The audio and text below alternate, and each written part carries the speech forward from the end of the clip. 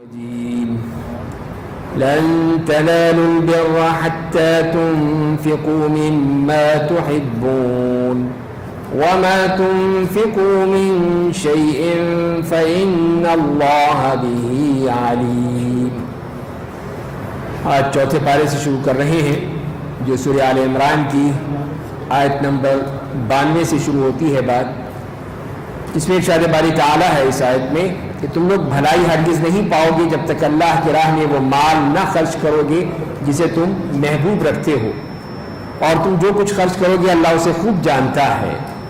تو یہاں اس آیت میں یہ بات فرما دی گئی کہ ہم جو اللہ کی راہ میں خرچ کریں وہ چیزیں جو ہماری محبوب ترین چیزیں ہیں، جو ہماری پسندیدہ ہیں۔ جیسے ہم پہلے پڑھ چکے ہیں کہ ہمیں یہ منع کیا گیا کہ اپنے گھر کی جو بچی کھچی چیزیں ہیں، باقی ماندہ ہیں، بیکار چیزیں ہیں، وہ ہم جا کے دے دیں اللہ کی راہ میں، تو یہ کوئی پسندیدہ عمل نہیں ہے، جبکہ ہم خود اس کو پسند نہیں کریں گے۔ اگر آپ کو کوئی اٹھا کے پرانی چیزیں دے دے تو آپ اس کے منہ پہ ماریں گے، تو اسی لیے پھر اللہ کے لیے کیوں پھر ہم کرتے ہیں کہ اپنے گھر کا جو بیکار مال ہے وہ سارا اٹھا کے ہم اللہ کی راہ میں دینے لگے ہیں۔ تو اسی لیے فرمایا کہ اصل چیز کیا ہے کہ جو اپنا بہترین مال ہے جس سے تم محبت کرتے ہو، جو تم چاہتے ہو، تاکہ اپنی چاہت کی قربانی ہو، چاہت کی قربانی ہو کہ جو ہم چیز چاہتے ہیں وہ ہم اللہ کی راہ میں دے رہے ہیں۔ اور جیسے کہ حضرت ابو طلحہ انصاری رضی اللہ تعالیٰ عنہ کا واقعہ ہے کہ وہ مالدار آدمی تھے، مسجد نبی کے سامنے ان کا باغ تھا، اسی میں ایک کنواں تھا بیر ہا جس کا نام تھا، اور خود نبی کریم صلی اللہ علیہ وسلم وہاں جاتے تھے اور اس کنویں کا پانی پیتے تھے، بہت ہی میٹھا ٹھنڈا پانی ہوتا تھا، آپ خود تشریف لے جاتے تھے۔ تو جب یہ آیت اتری تو انہوں نے کہا کہ سب سے میرا جو میرا محبوب مال ہے وہ یہی کنواں ہے، سب سے محبوب مجھے یہی کنواں ہے اور میں یہ اللہ کی راہ میں دیتا ہوں۔ تو یہ تھا کہ انہوں نے کوئی پرواہ نہیں کی کہ میرا نقصان ہو جائے گا، یہ ہو جائے گا، وہ ہو جائے گا، سب فوراً، اس لیے کہ اللہ تعالیٰ کہہ ہی رہے ہیں کہ محبوب ترین چیز دو تو تم نیکی کو پاؤ گے، تو لہذا وہ اللہ کی راہ میں دے دیا۔ اور نبی کریم صلی اللہ علیہ وسلم نے کہا کہ اس کو وقف کر دو اپنے ہی رشتہ داروں میں، تاکہ اس کی جو بھی انکم ہوگی وہ ان سب کو ملے گی، اور اس طرح یہ اللہ کی راہ میں وقف ہو جائے گا۔ تو یہ ہے وہ چیز جو اللہ تعالیٰ ہم سے چاہ رہے ہیں کہ جو چیز محبوب ترین ہو وہ اللہ کی راہ میں خرچ کریں۔ اس کے بعد بنی اسرائیل کا حوالے سے بات آئی کہ بنی اسرائیل کے لیے تمام کھانے حلال تھے سوائے اس کے جسے یعقوب علیہ السلام نے تورات نازل ہونے سے پہلے اپنے اوپر حرام کر لیا تھا۔ تو اے نبی آپ ان یہودیوں سے کہہ دیجئے اگر تم سچے ہو تو تورات لے کر آؤ اور اسے پڑھو، یعنی باقی تم کہتے ہو کہ یہ حرام ہے یہ حلال ہے، کہاں ہے اس کی دلیل؟ تو جو چیز بھی حرام ہو یا حلال ہو دلیل سے ہونی چاہیے، اپنی زبان سے تو نہیں کہ میں یہ کہوں کہ یہ چیز حرام ہے تو حرام ہو جائے گی، نہیں، جب تک کہ وہ اللہ کا حکم نہ ہو، اللہ کے رسول صلی اللہ علیہ وسلم کی سنت نہ ہو، اس وقت تک حرام و حلال نہیں ہو سکتا۔ اسی لیے حضرت یعقوب علیہ السلام نے اگر کوئی چیز حرام کر لی تھی، جیسے کہ آتا ہے کہ اونٹ کا گوشت کھانا انہوں نے حرام کر لیا تھا، تو وہ چیز حرام نہیں ہو جائے گی فی نفسی ہی، وہ حلال کی حلال ہی رہے گی۔ تو ان یہودیوں سے یہی کہا کہ لاؤ تورات دکھاؤ کہاں ہے، تو ان کے پاس کوئی جواب نہیں تھا۔ تو آپ کہہ دیجئے کہ اللہ نے سچ کہا، پس تم لوگ ابراہیم کے دین کی پیروی کرو جو موحد مسلمان تھے اور مشرکوں میں سے نہیں تھے۔ خانہ کعبہ کا تذکرہ فرمایا گیا کہ بے شک اللہ کا پہلا گھر جو لوگوں کے لیے بنایا گیا ہے اور وہ ہے جو مکہ میں ہے، تمام جہان والوں کے لیے باعث برکت و ہدایت ہے۔ اس میں کئی کھلی نشانیاں ہیں، مقام ابراہیم ہے، جو اس میں داخل ہو جاتا ہے امن میں آ جاتا ہے۔ اللہ کی رضا کے لیے بیت اللہ کا حج کرنا ان لوگوں پر فرض ہے جو وہاں پہنچنے کی استطاعت رکھتے ہوں، اور جو انکار کرے گا اللہ تمام دنیا والوں سے بے نیاز ہو جائے ہے۔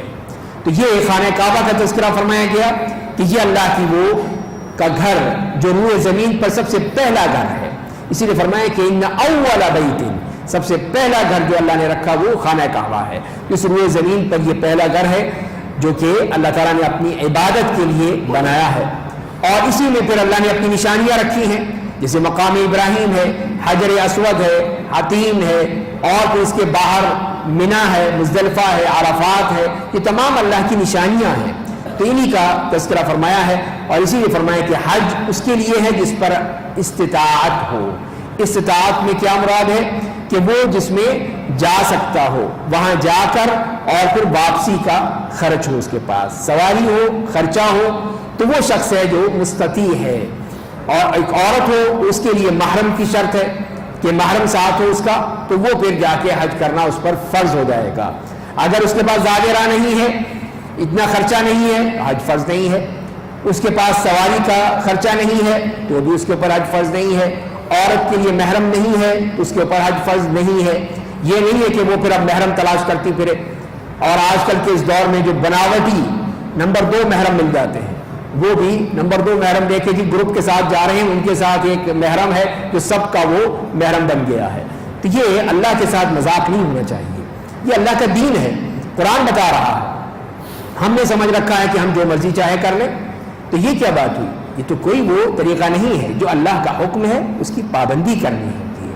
یہ کسی گورنمنٹ نے نہیں کہا، یہ کسی پارلیمنٹ نے نہیں کہا، یہ اللہ کا حکم ہے۔ وَلِلَّهِ عَلَى النَّاسِ حِجُّ الْبَيْتِ مَنِ اسْتَطَاعَ إِلَيْهِ سَبِيلًا، جو بھی اس کے وہاں جانے کی طاقت رکھتا ہے۔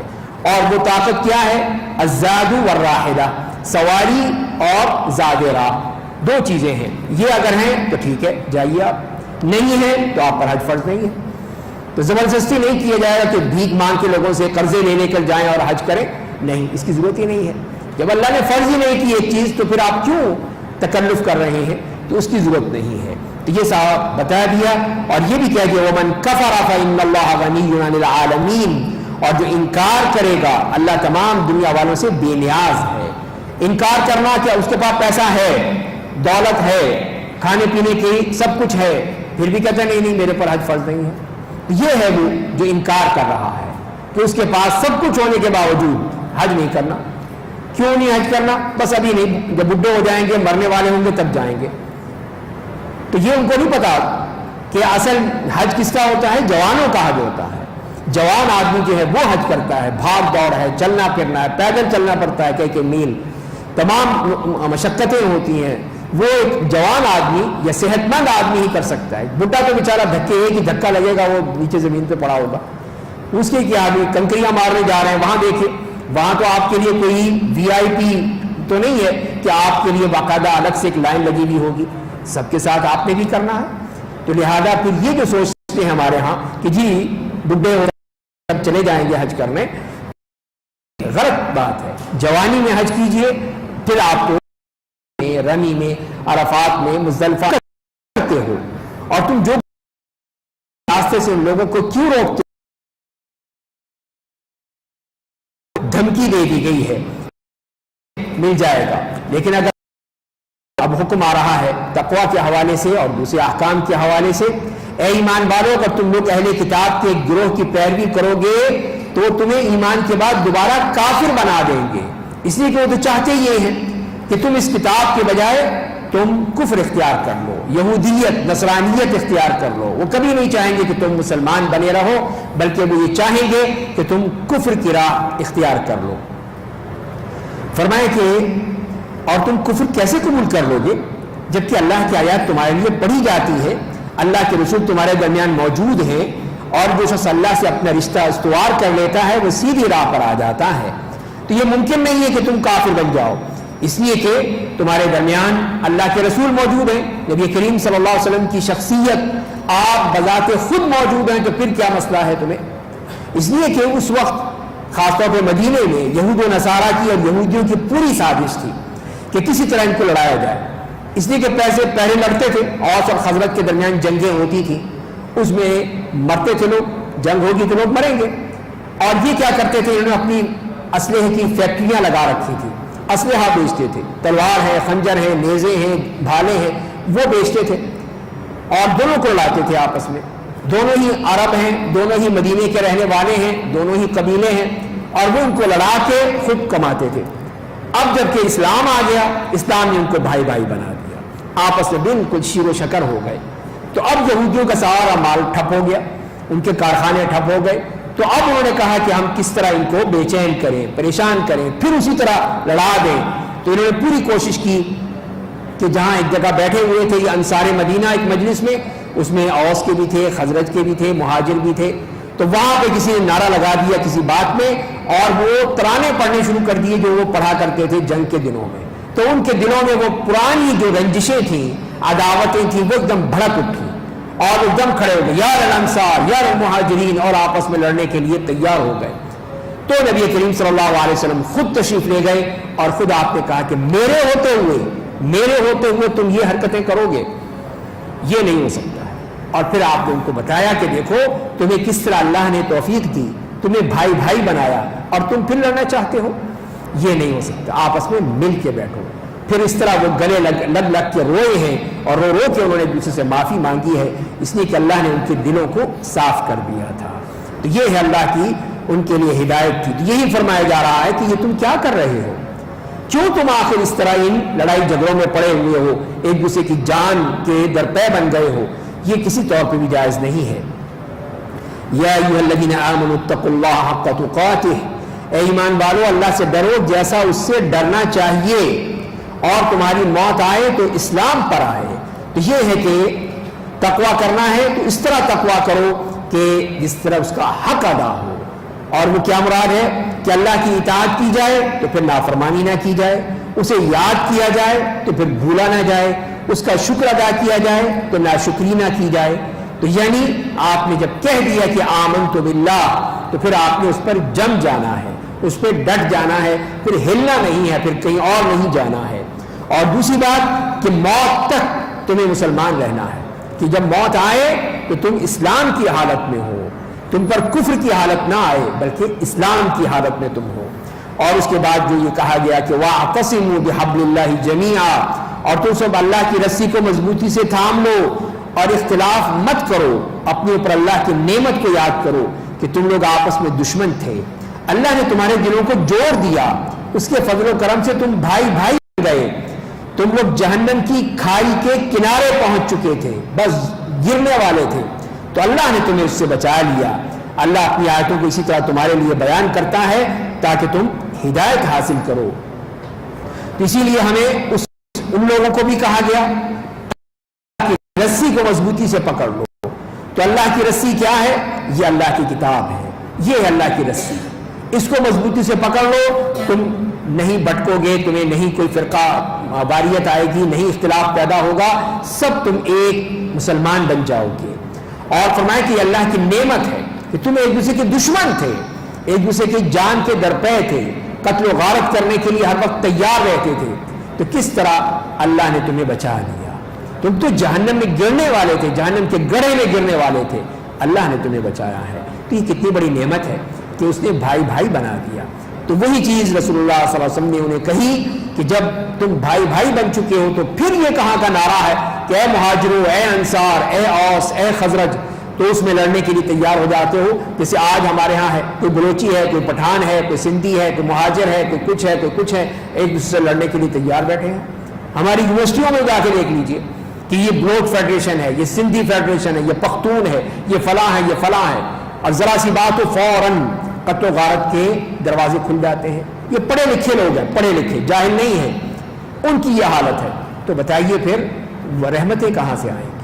اللہ کی رحمت کیسے نازل ہوگی جب ہم ایک دوسرے کے دشمن ہوں گے؟ میں آپ کا دشمن، آپ میرے دشمن، تو بتائیے ہم کیسے بھائی بھائی بن سکتے ہیں جبکہ اللہ نے ہمیں بھائی بنایا ہے۔ انما المؤمنون اخوہ، ہمیں ایک لڑی میں پرو دیا ہے، ہم سب بھائی ہیں ایک دوسرے کے۔ تو لہذا یہ ہو نہیں سکتا کہ یہ شیطان ہے جو اس طرح ورغلاتا ہے، بہکاتا ہے اور ہمیں کاٹتا ہے، توڑتا ہے۔ وہی چیز اللہ تعالیٰ نے فرمایا ہے کہ یہ آگ کا گڑھا ہے، جس کے قریب تم کھڑے ہو اس کے قریب گرنے والے ہو۔ تو اللہ نے تمہیں بچایا ہے، لیکن پھر ہم اسی طرح سوچ رہے ہیں کہ نہیں، ہم اسی طرح لڑیں گے، مریں گے، ایک دوسرے کا گردنیں کاٹیں گے، ہم اسی میں لگے ہوئے ہیں۔ اور ہمارے لیے کیا ہے حکم جو فرما دیا، وَلْتَكُن مِّنكُمْ أُمَّةٌ، اور تم میں سے ایک گروہ ایسا ہو جو بھلائی کی طرف بلائے، اچھے کاموں کا حکم دے، برے کاموں سے روکے، وہی لوگ کامیاب ہونے والے ہیں۔ یہ ہے کامیابی، جو اچھی باتیں ہیں اس کی طرف حکم دیا جائے، آؤ بھائی نماز پڑھ لیں، آؤ بھائی قرآن پڑھیں، آؤ اچھی باتیں کریں، اچھے کام کریں، امر بالمعروف ہونا چاہیے، نیکی کا حکم دینا چاہیے، برائی سے روکنا چاہیے۔ کوئی برا کام کر رہا ہے تو اس کو روکیے، ہاتھ سے روک سکتے ہیں تو ہاتھ سے روکیے، زبان سے روک سکتے ہیں تو زبان سے روکیے، اگر یہ بھی نہیں کر سکتے تو دل میں برا جانیں۔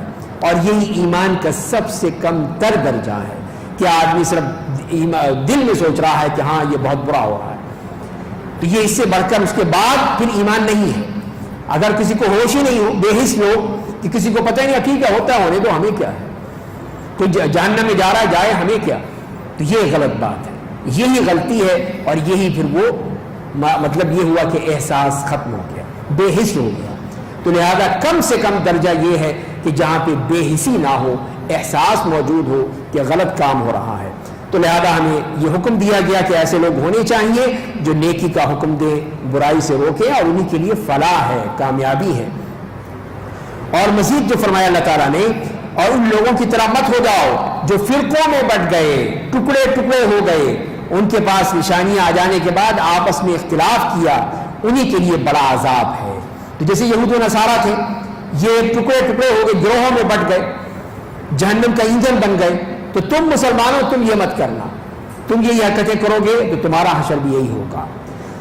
فرمایا اس کے بعد جس دن کچھ چہرے چمکتے ہوں گے اور کچھ چہرے سیاہ پڑ چکے ہوں گے، جن کے چہرے سیاہ ہوں گے ان سے کہا جائے گا کہ تم لوگوں نے ایمان کے بعد کفر کو قبول کر لیا، تو اپنے کفر کی وجہ سے عذاب کا مزہ چکھو۔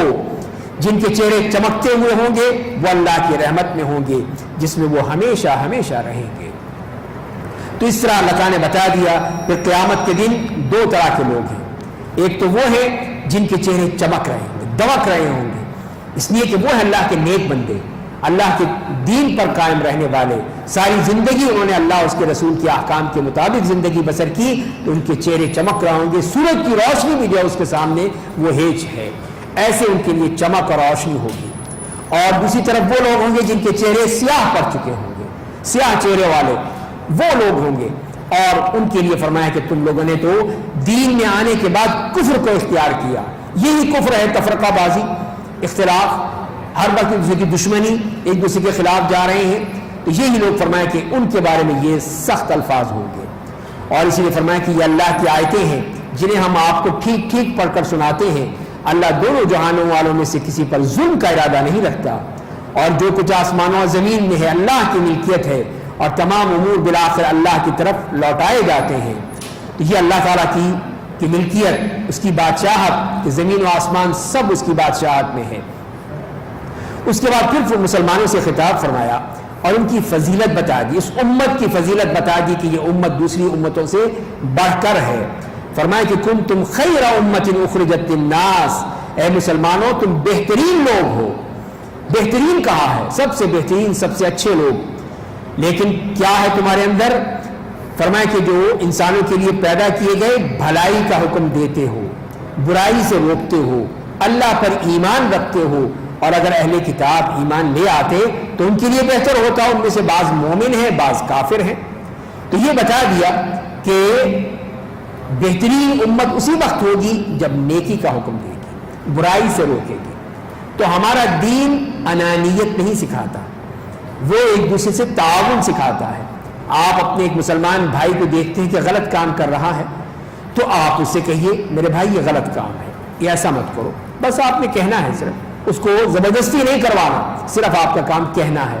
تو یہی امر بالمعروف ہے، غلط کام کر رہا ہے اس کو روک دیجئے، یہی نہی عن المنکر ہے۔ تو اس طرح جب ہم کریں گے تو یہی خیر امت ہے، بہترین امت ہے جو یہ کام کر رہی ہے، جیسے کہ یہاں فرمایا گیا۔ اسی لیے فرمایا کہ اگر اہل کتاب جن کو کہا گیا یہ، لیکن وہ ماننے کو تیار نہیں تھے، اگلے پاروں میں آئے گا اس کے بارے میں، اگلی صورتوں میں، کہ ان کا کام کیا تھا، ایک دن اسے کہہ رہے ہیں کہ ہاں یہ مت کرو، اور اگلے دن اسی کے ساتھ بیٹھ رہے ہیں، کھا رہے ہیں، پی رہے ہیں، مزے کر رہے ہیں۔ تو یہ غلط بات ہے۔ آپ ایک غلط بات ہے تو اس کو غلط کہیے اور خود بائیک آؤٹ کیجئے اس کا، تو اس کے ذریعے سے پھر امر بالمعروف ہوگا، نہی عن المنکر ہوگا۔ لیکن اگر آپ اس کے ساتھ خود کھا بھی رہے ہیں، پی بھی رہے ہیں، مزے بھی کر رہے ہیں، اور کہتے ہیں ہاں نہ کرو تو کوئی بات نہیں، اس کو پھر آپ نے ویسے ہی چھوڑ دیا، تو یہ چیز غلط بات ہے۔ اسی کو یہاں فرمایا گیا، فاللہ الخالق ابدعہ کی We at IAQL invite you. We at IAQL invite you. We at IAQL invite you. We at IAQL invite you. We at IAQL invite you. We at IAQL invite you. We at IAQL invite you. We at IAQL invite you. To join Ramzan Spiritual Gala 2017. To join Ramzan Spiritual Gala 2017. By Ramzan Spiritual Gala 2017.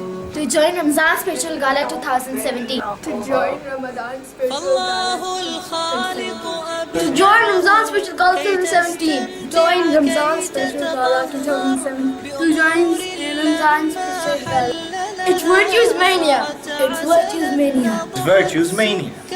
It's Virtues Mania. It's Virtues Mania. It's Virtues Mania. It's Virtues Mania. And what's the cost? And what's the cost? What's the cost? And what's the cost? And what's the cost? And what's the cost? And what's the cost? What's the cost? It's free. It's free. And it's free. And it's free. It's free. It's free. Uncle ji free hai. It's free. النظر لكي يرضى رب الأكوان بما دبر رب الأكوان بما دبر رب کتاب کو منع کیا گیا تھا کہ تم دیکھو یہ مت کرو. اسی لیے یہاں فرمایا گیا کہ اگر اہل کتاب اس بات کو مان لیتے تو ان کے لیے اچھا تھا, لیکن نہیں مانے. تو بہرحال ان میں سے اچھے لوگ بھی ہیں جن کی تعریف فرمائی گئی, اور برے بھی ہیں, کافر بھی ہیں. یہ لوگ کچھ ایذا رسانی کے سوا تمہیں کوئی نقصان نہیں پہنچا سکیں گے. اگر تم سے جنگ کریں گے تو پیٹ پھیر کر بھاگ کھڑے ہوں گے, پھر کوئی ان کی مدد کو نہیں آئے گا. تو یہ مسلمانوں کو یہ خبر دی گئی ہے اور ان کو خوشخبری دی گئی ہے کہ اگر تم نے ان سے ڈرنے کی ضرورت نہیں, یہودیوں سے, ان یہودیوں سے, عیسائیوں سے ڈرنے کی ضرورت نہیں ہے. اگر کبھی لڑنا پڑے تو ڈٹ کے لڑنا, یہ سب بھاگ جائیں گے. یہ اس قابل نہیں ہے کہ تمہارے سے لڑ سکے. اور یہی ہوا کہ جتنے بھی ایسے معاملے ہوئے اس میں یہ پیٹ دکھا کے بھاگ کھڑے ہوئے. تو مدینے کے جتنے بھی قبیلے تھے, یہودی قبیلے, سارے وہ چھوڑ کے چلے گئے اور سب وہ بھاگ گئے اور مسلمانوں کا مقابلہ نہیں کر سکے. اسی طرح خیبر میں جہاں ان کا قلعہ تھا وہاں سے بھی مسلمانوں کو بھگا دیا, اور پھر یہ چلے گئے وہاں شام چلے گئے, بیت المقدس چلے گئے. تو اس طرح یہ کہ کبھی بھی مسلمانوں کے آگے جم نہیں سکتے. تو فرمایا وہ جہاں کہیں بھی ہوں گے ان پر ذلت میں آ جائیں. وہ لوگ اللہ کے غضب کے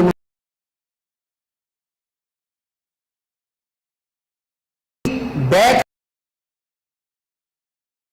حالت ہوتی ہے, پتھر مانتے ہیں اس سے بھی یہ بھاگ جاتے ہیں یا ان کو بیچاروں کو گولیوں سے بھون ڈالتے ہیں. تو یہ تو ان کی حالت ہے. انتہائی بزدل قوم ہے اور ذلت و رسوائی اس کے اوپر اللہ تعالیٰ نے تھوپ دی ہے. تو بے شک جن لوگوں نے کفر قبول کیا اور ان کے انبار, ان کی اولاد اللہ کے مقابلے میں کچھ بھی کام نہیں آئے گی, وہی لوگ جہنمی ہیں, وہی لوگ اس میں ہمیشہ کے لیے رہیں گے.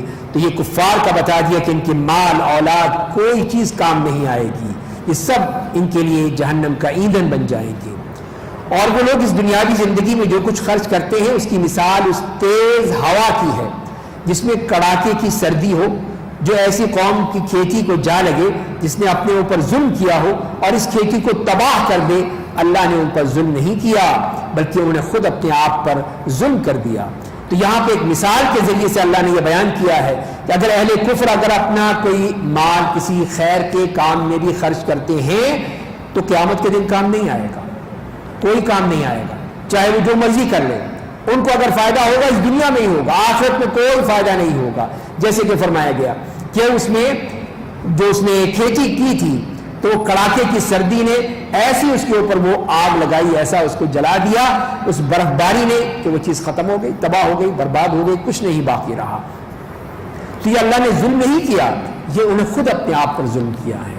تو اسی لیے ان کے اس اعمال کا انہیں کوئی فائدہ نہیں ہوگا. اے ایمان والو, تم غیر مسلموں کو اپنا رازدار مت بناؤ, وہ تمہیں نقصان پہنچانے میں کوئی کسر باقی نہیں رکھیں گے. وہ تو چاہتے ہیں کہ تمہیں مشقت و پریشانی لاحق ہو. ان کی زبانوں سے دشمنی ظاہر ہو چکی ہے اور ان کے سینوں نے جو چھپا رکھا ہے وہ تو بہت بڑی عداوت ہے. اگر تم عقل والے ہو تو ہم نے تمہارے لیے آیتوں کو بیان کر دیا ہے. تو مسلمانوں کو یہ فرمایا کہ دیکھو غیر مسلم کو, کافر کو اپنا رازدار مت بناؤ. وہ تمہارے مخلص نہیں ہیں, تمہارے دوست نہیں ہیں, وہ اپنی مرضی کریں گے. تو یہ کیسے ہو سکتا ہے؟ جیسے کہ حضرت عمر نے دیکھا کہ ان کا ایک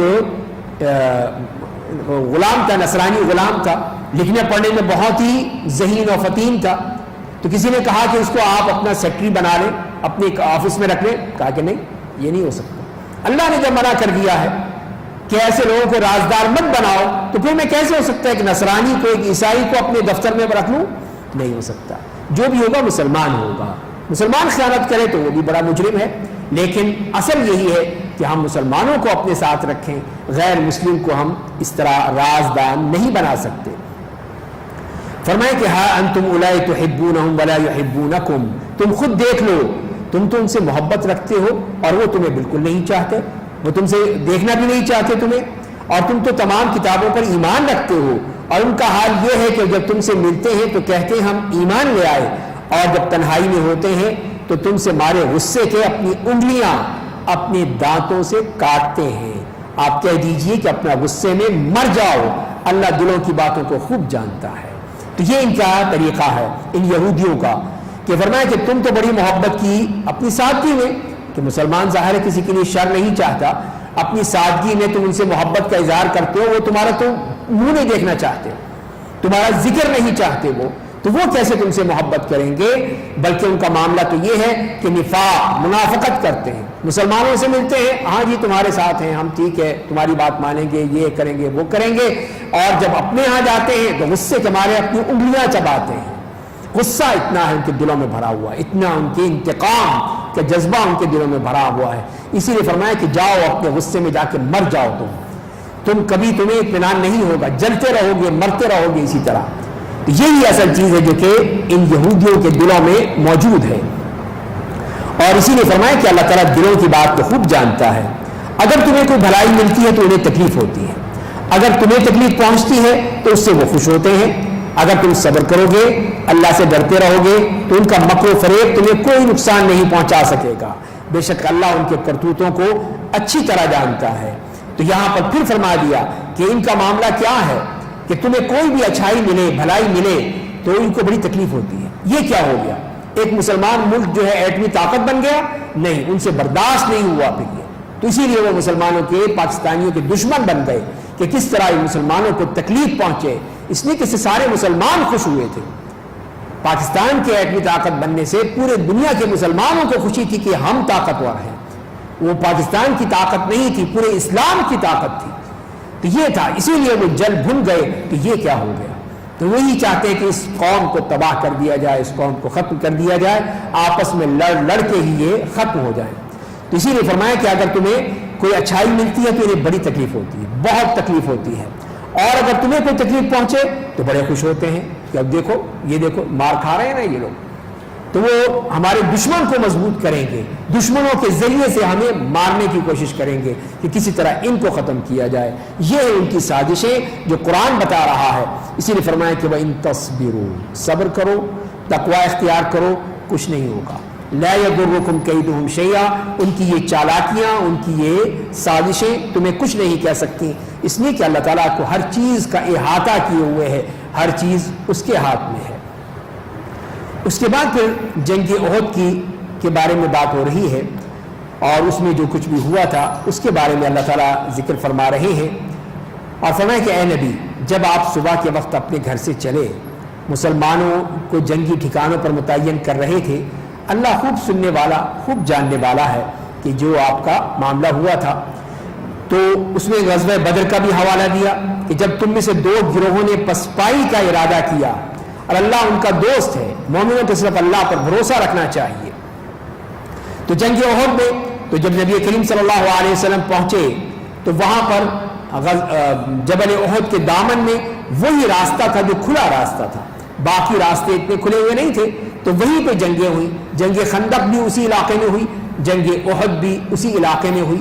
تو وہاں پر ہو کر آپ نے تیاری کی، اور پھر اپنی بیک پہ آپ نے احد پہاڑ کو رکھا، اور سامنے وہ درہ تھا جس میں سے یہ خطرہ تھا کہ پیچھے سے کوئی حملہ نہ کر دے. اس پر آپ نے تیر انداز مقرر کر دیے 70 کے، وہ وہاں پر پہرا دیں گے، مورچہ بند ہو جائیں گے. اور پھر جب جنگ ہوئی تو مسلمان کامیاب ہو گئے، مسلمان پوری طرح کامیاب ہو گئے، اور پھر مال غنیمت جمع کرنے لگے. تو جو درے پر کھڑے ہوئے تھے انہوں نے بھی کہا کہ اب تو جنگ ختم ہو گئی، اب ہم بھی چلتے ہیں، ہم بھی جا کے اپنا مال اٹھا لیں، ہم بھی جو ہمارا حصہ ہے ہم بھی لے لیں. تو ان کے جو امیر تھے انہوں نے کہا کہ دیکھو، نبی کریم صلی اللہ علیہ وسلم نے سختی سے منع کیا کہ دیکھو ہم سے ہلنا نہیں یہاں سے، جب تک کہ میں آرڈر نہ دوں.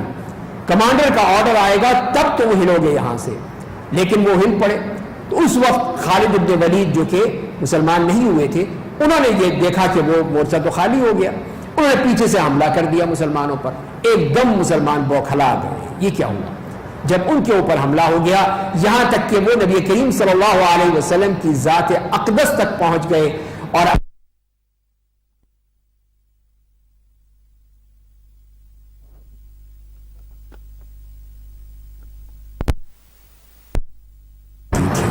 تو یہی چیز آپ فرما رہے ہیں, اللہ تعالیٰ فرما رہے ہیں کہ جب تم میں سے دو گروہوں نے پسپائی اختیار کی, تو اس سے مراد خزرج کا قبیلہ ہے بنو سلمہ اور اوس کا قبیلہ ہے بنو حارثہ.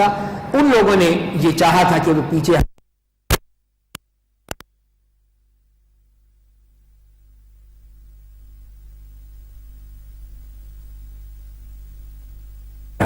یہ سب کچھ ہوا تمہاری وجہ سے ہوا تھا کہ تم نے رسول اللہ صلی اللہ علیہ وسلم کے احکام کی خلاف ورزی کی, تو اس کا نتیجہ یہ نکلا کہ تمہیں پسپائی دیکھنی پڑی.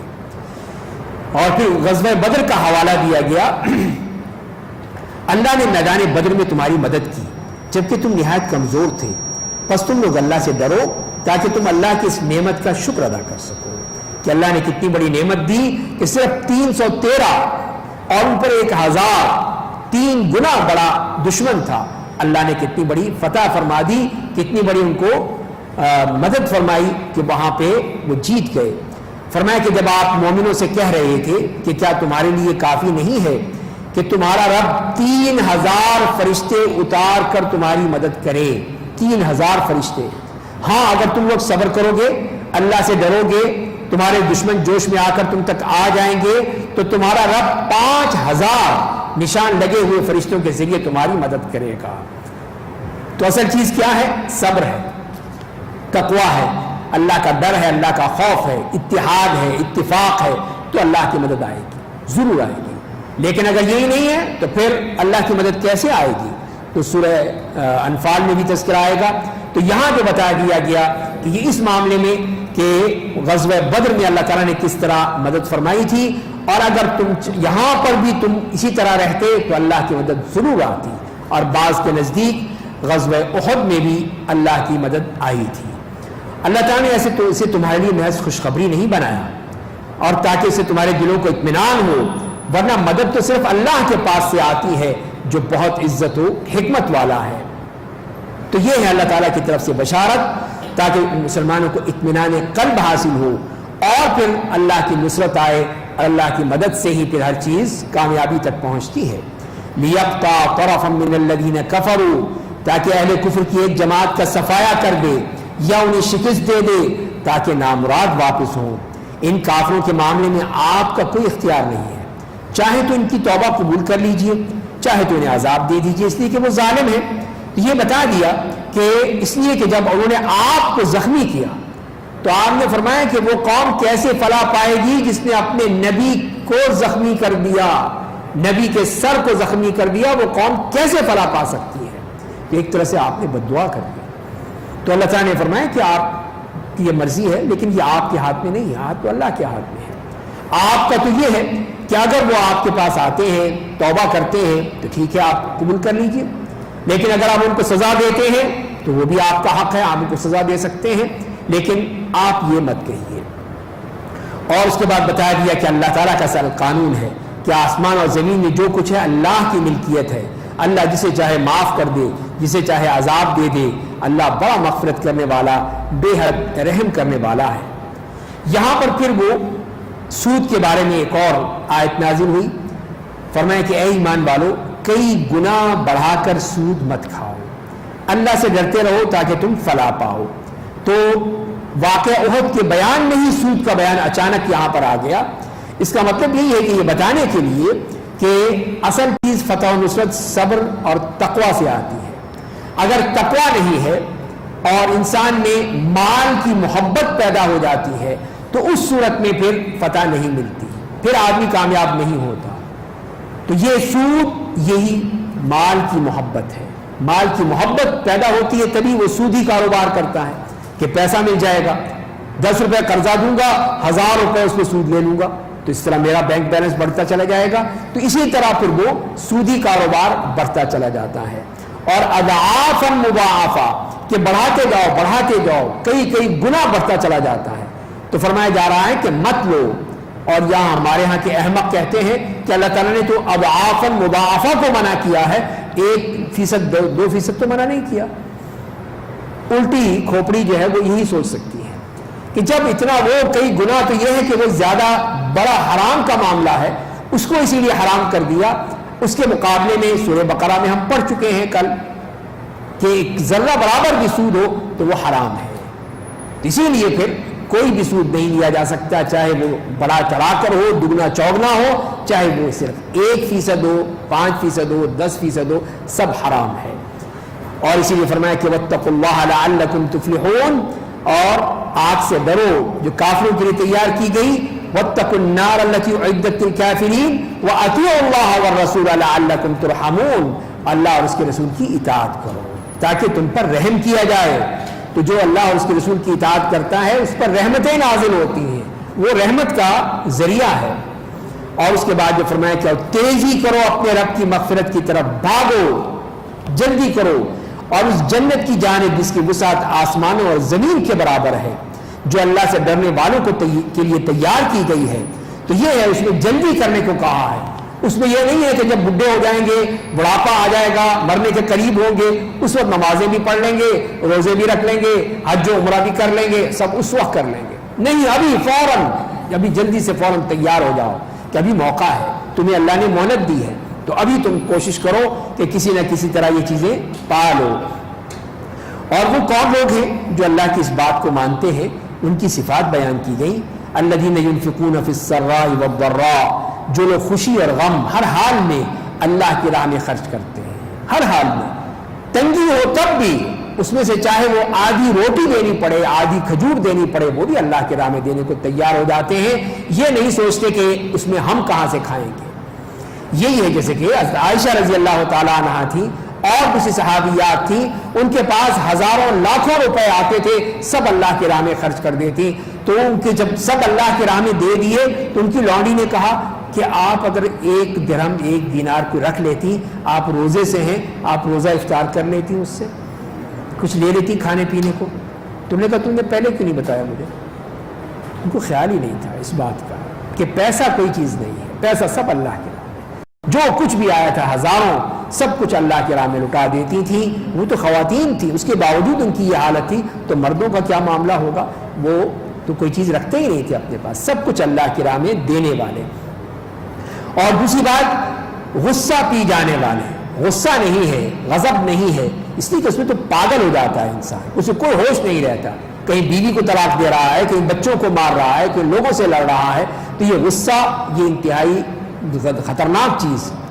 اور فرمایا والعافین عن الناس, لوگوں کو معاف کرنے والے, معاف کر دیتے. غلطی ہو جاتی ہے کسی سے تو آپ کہیں نہیں میں تجھے سزا دوں گا, ماروں گا, پیٹوں گا, نہیں, معاف کر دو. معاف کرنا بہتر ہے. تو یہ معافی کی طرف ہمیں تلقین کی گئی. واللہ یحب المحسنین, اللہ احسان کرنے والوں سے محبت کرتا ہے. مزید فرمایا اہل جنت کی جو وہ صفات ہیں, اور جب ان سے کوئی بدکاری ہو جاتی ہے یا اپنے آپ پر ظلم کرتے ہیں تو اللہ کو یاد کرتے ہیں, اپنے گناہوں کے لیے مغفرت طلب کرتے ہیں. اللہ کے علاوہ کون گناہوں کو معاف کر سکتا ہے. اپنے کیے پر جان بوجھ کر اصرار نہیں کرتے. تو یہ بھی فرما دیا کہ اہل جنت کی یہ صفت ہے کہ کبیرہ یا صغیرہ گناہ ہو جائے ان سے تو فوراً اللہ کی طرف پلٹتے ہیں, اللہ کی طرف رجوع کرتے ہیں. تو اس لیے کہ انسان ہے, غلطی ہو جاتی ہے. صحابہ بھی تھے, حضرت ماعز اسلم ہو گئی ان سے, اتنا بڑا گناہ. وہ خاتون تھی غامدیہ, وہ بھی اس سے غلطی ہو گئی, گناہ کر بیٹھی, لیکن فوراً اللہ کی طرف لوٹے, اللہ کی طرف لوٹے کہ اللہ ہمیں معاف کر دے, ہم سے غلطی ہو گئی. تو یہ ہے مومن کی شان کہ وہ غلطی ہو جاتی ہے اس سے, لیکن اس پر اصرار نہیں ہے کہ نہیں کیا ہو گیا اگر میں نے کر لیا, تو کیا ہو گیا تو میں نے یوں کر لیا. یہ نہیں ہے, بلکہ فوراً اللہ کی طرف پلٹتے ہیں, اس سے توبہ کرتے ہیں, استغفار کرتے ہیں. اسی لیے فرمایا کہ پھر اللہ کے سوا کون ہے تو گناہوں کو معاف کرے گا, وہی تو گناہوں کو معاف کرتا ہے. اور اس ماہ رمضان میں, اس مہینے میں جو آدمی اپنے گناہوں کی معافی مانگتا ہے, اللہ تعالیٰ اس کو معاف فرما دیتے ہیں. اور ان کے لیے جزا کیا ہے, ان لوگوں کا بدلہ میں ان کے رب کی مغفرت اور وہ جنتیں ملیں گی جن کے نیچے نہریں جاری ہوں گی، جہاں وہ ہمیشہ رہیں گے، اور عمل صالح کرنے والوں کا بدلہ اچھا ہوتا ہے۔ تو یہ اللہ تعالیٰ نے اپنے نیک بندوں کی صفات بیان کی جن کے لیے جنت پکی کر دی گئی ہے۔ فرمایا کہ تم سے پہلی امتوں کے واقعات گزر چکے ہیں، بس تم زمین میں چلو اور کہ اللہ کے رسول کو جھٹلانے والوں کا کیا انجام ہوتا ہے۔ تو یہ ان کو بتا دیا کہ دیکھو جیسے کہ پچھلی قوموں نے کیا اس طرح ان لوگوں نے بھی کیا ہے، تو لیکن دیکھو ذرا ان کا کیا حشر ہوا، نکل کر دیکھو۔ سیر و سیاحت جو ہے وہ حرام نہیں ہے، جائز ہے، لیکن اس مقصد سے کہ ہم دیکھیں کہ جو پچھلی قومیں تھیں ان کا کیا حشر ہوا تھا، کس طرح اللہ نے ان پر عذاب نازل کیا تھا، تو تب اس سے احساس ہوگا کہ اللہ تعالیٰ پھر کس طرح ان ظالموں کے ساتھ کیسے اللہ نے ان کے اوپر عذاب نازل کیا اور ان کو سزا دی ہے۔ هذا بیان للناس، یہ قرآن عام انسانوں کے لیے اعلان حق، اللہ سے ڈرنے والوں کے لیے ہدایت اور نصیحت ہے۔ تو فرمایا مسلمانوں سے پھر کہا، واقعہ احد پھر آ گیا، ولا تہینوا ولا تحزنوا، دیکھو تم کمزور مت، غم مت کرو، اگر تم ایمان والے ہوگے تو تم ہی سب سے بلند ہوگے، ایمان ہے، تقویٰ ہے، صبر ہے، تو پھر اللہ تعالیٰ تمہیں اور اونچا کر دے گا، غالب کر دے گا ان دشمنوں پر۔ اور پھر ان کو بتایا کہ اگر تمہیں زخم لگا ہے تو تمہاری طرح تمہارے دشمنوں کو بھی زخم لگا ہے، ان کو بھی چوٹ لگی ہے، مار کھائی ہے انہوں نے، اور ان ایام کو ہم لوگوں کے درمیان بدلتے رہتے ہیں۔ ٹھیک ہے تمہیں پہلے فتح ہوئی تھی، غزوہ بدر میں بھی فتح ہوئی تھی، لیکن تھوڑی سی تمہاری بھی ضرورت تھی کہ تمہاری بھی کچھ پٹائی ہو، تو لہذا اللہ نے تمہارا بھی تھوڑا سا مزاج درست کر دیا کہ تم کہیں اکڑ نہ جانا کہ دیکھو ہم تو یہ ہیں ہم وہ ہیں، اسی لیے تمہاری بھی تھوڑی سی آزمائش ہونی تھی۔ اور اسی لیے فرمایا کہ تاکہ اللہ مومنوں کو جان لے، یہ پھر امتحان بھی تھا کہ کون مومن ہے، پکا مومن ہے، اور کون منافق ہے، جس کے دل میں نفاق بھرا ہوا ہے، کون کچا پکا ہے، سب پتہ چل گیا۔ جو پکے مومن تھے تو وہ تو آگے بڑھ کے جا کے جنگ کر رہے تھے، جہاں پہ اللہ کے رسول صلی اللہ علیہ وسلم کے سامنے وہ شہید ہونے کو تیار تھے، یہ ان کا کام تھا۔ اور لیکن جو منافقین سب بھاگ لیے، سب واپس بھاگ لیے کہ ہم تو نہیں لڑتے۔ یہی تھا، اللہ نے دکھا دیا کہ یہ دیکھو یہ پکے مومن ہیں اور یہ پکے منافق ہیں، ان کے درمیان واضح لکیر کھینچ دی۔ اور فرمایا کہ تم میں سے کچھ لوگوں کو شہید بنائے، اللہ ظلم کرنے والوں سے محبت نہیں رکھتا، اور تاکہ اللہ ایمان والوں کو نکھار دے اور کافروں کو مٹا دے۔ تو یہ ہے وہ نکھار، کہ کس طرح نکھار کے بتا دیے کہ یہ ہیں سچے پکے نکھرے مومن، اور یہ اس کے مقابلے میں منافق اور کافر۔ اس کے بعد پھر ان کو تسلی دی جا رہی ہے کہ ام حسبتم ان تدخلوا الجنہ ولما يعلم اللہ الذین جاہدوا منکم ويعلم الصابرین، کیا تم نے یہ سمجھ لیا ہے کہ جنت میں داخل ہو جاؤ گے، حالانکہ اب تک اللہ نے تم میں سے ان لوگوں کو جانا ہی نہیں جنہوں نے جہاد کیا، جنہوں نے صبر سے کام لیا۔ پہلے تو یہ دیکھنا ہے کہ کون ہے جو اللہ کی راہ میں جہاد کرتا ہے، کون ہے جو ڈٹ کے لڑتا ہے، یہ دیکھو گے تو پھر پتہ چلے گا کون جنت والا ہے اور کون صرف باتیں ہی کر رہا ہے۔ وَلَقَدْ كُنْتُمْ تَمَنَّوْنَ الْمَوْتِ، تم لوگ موت کے سامنے دیکھنے سے پہلے اس کی تمنا کرتے تھے، بس تم لوگوں نے اب اسے اپنی آنکھوں سے دیکھ لیا۔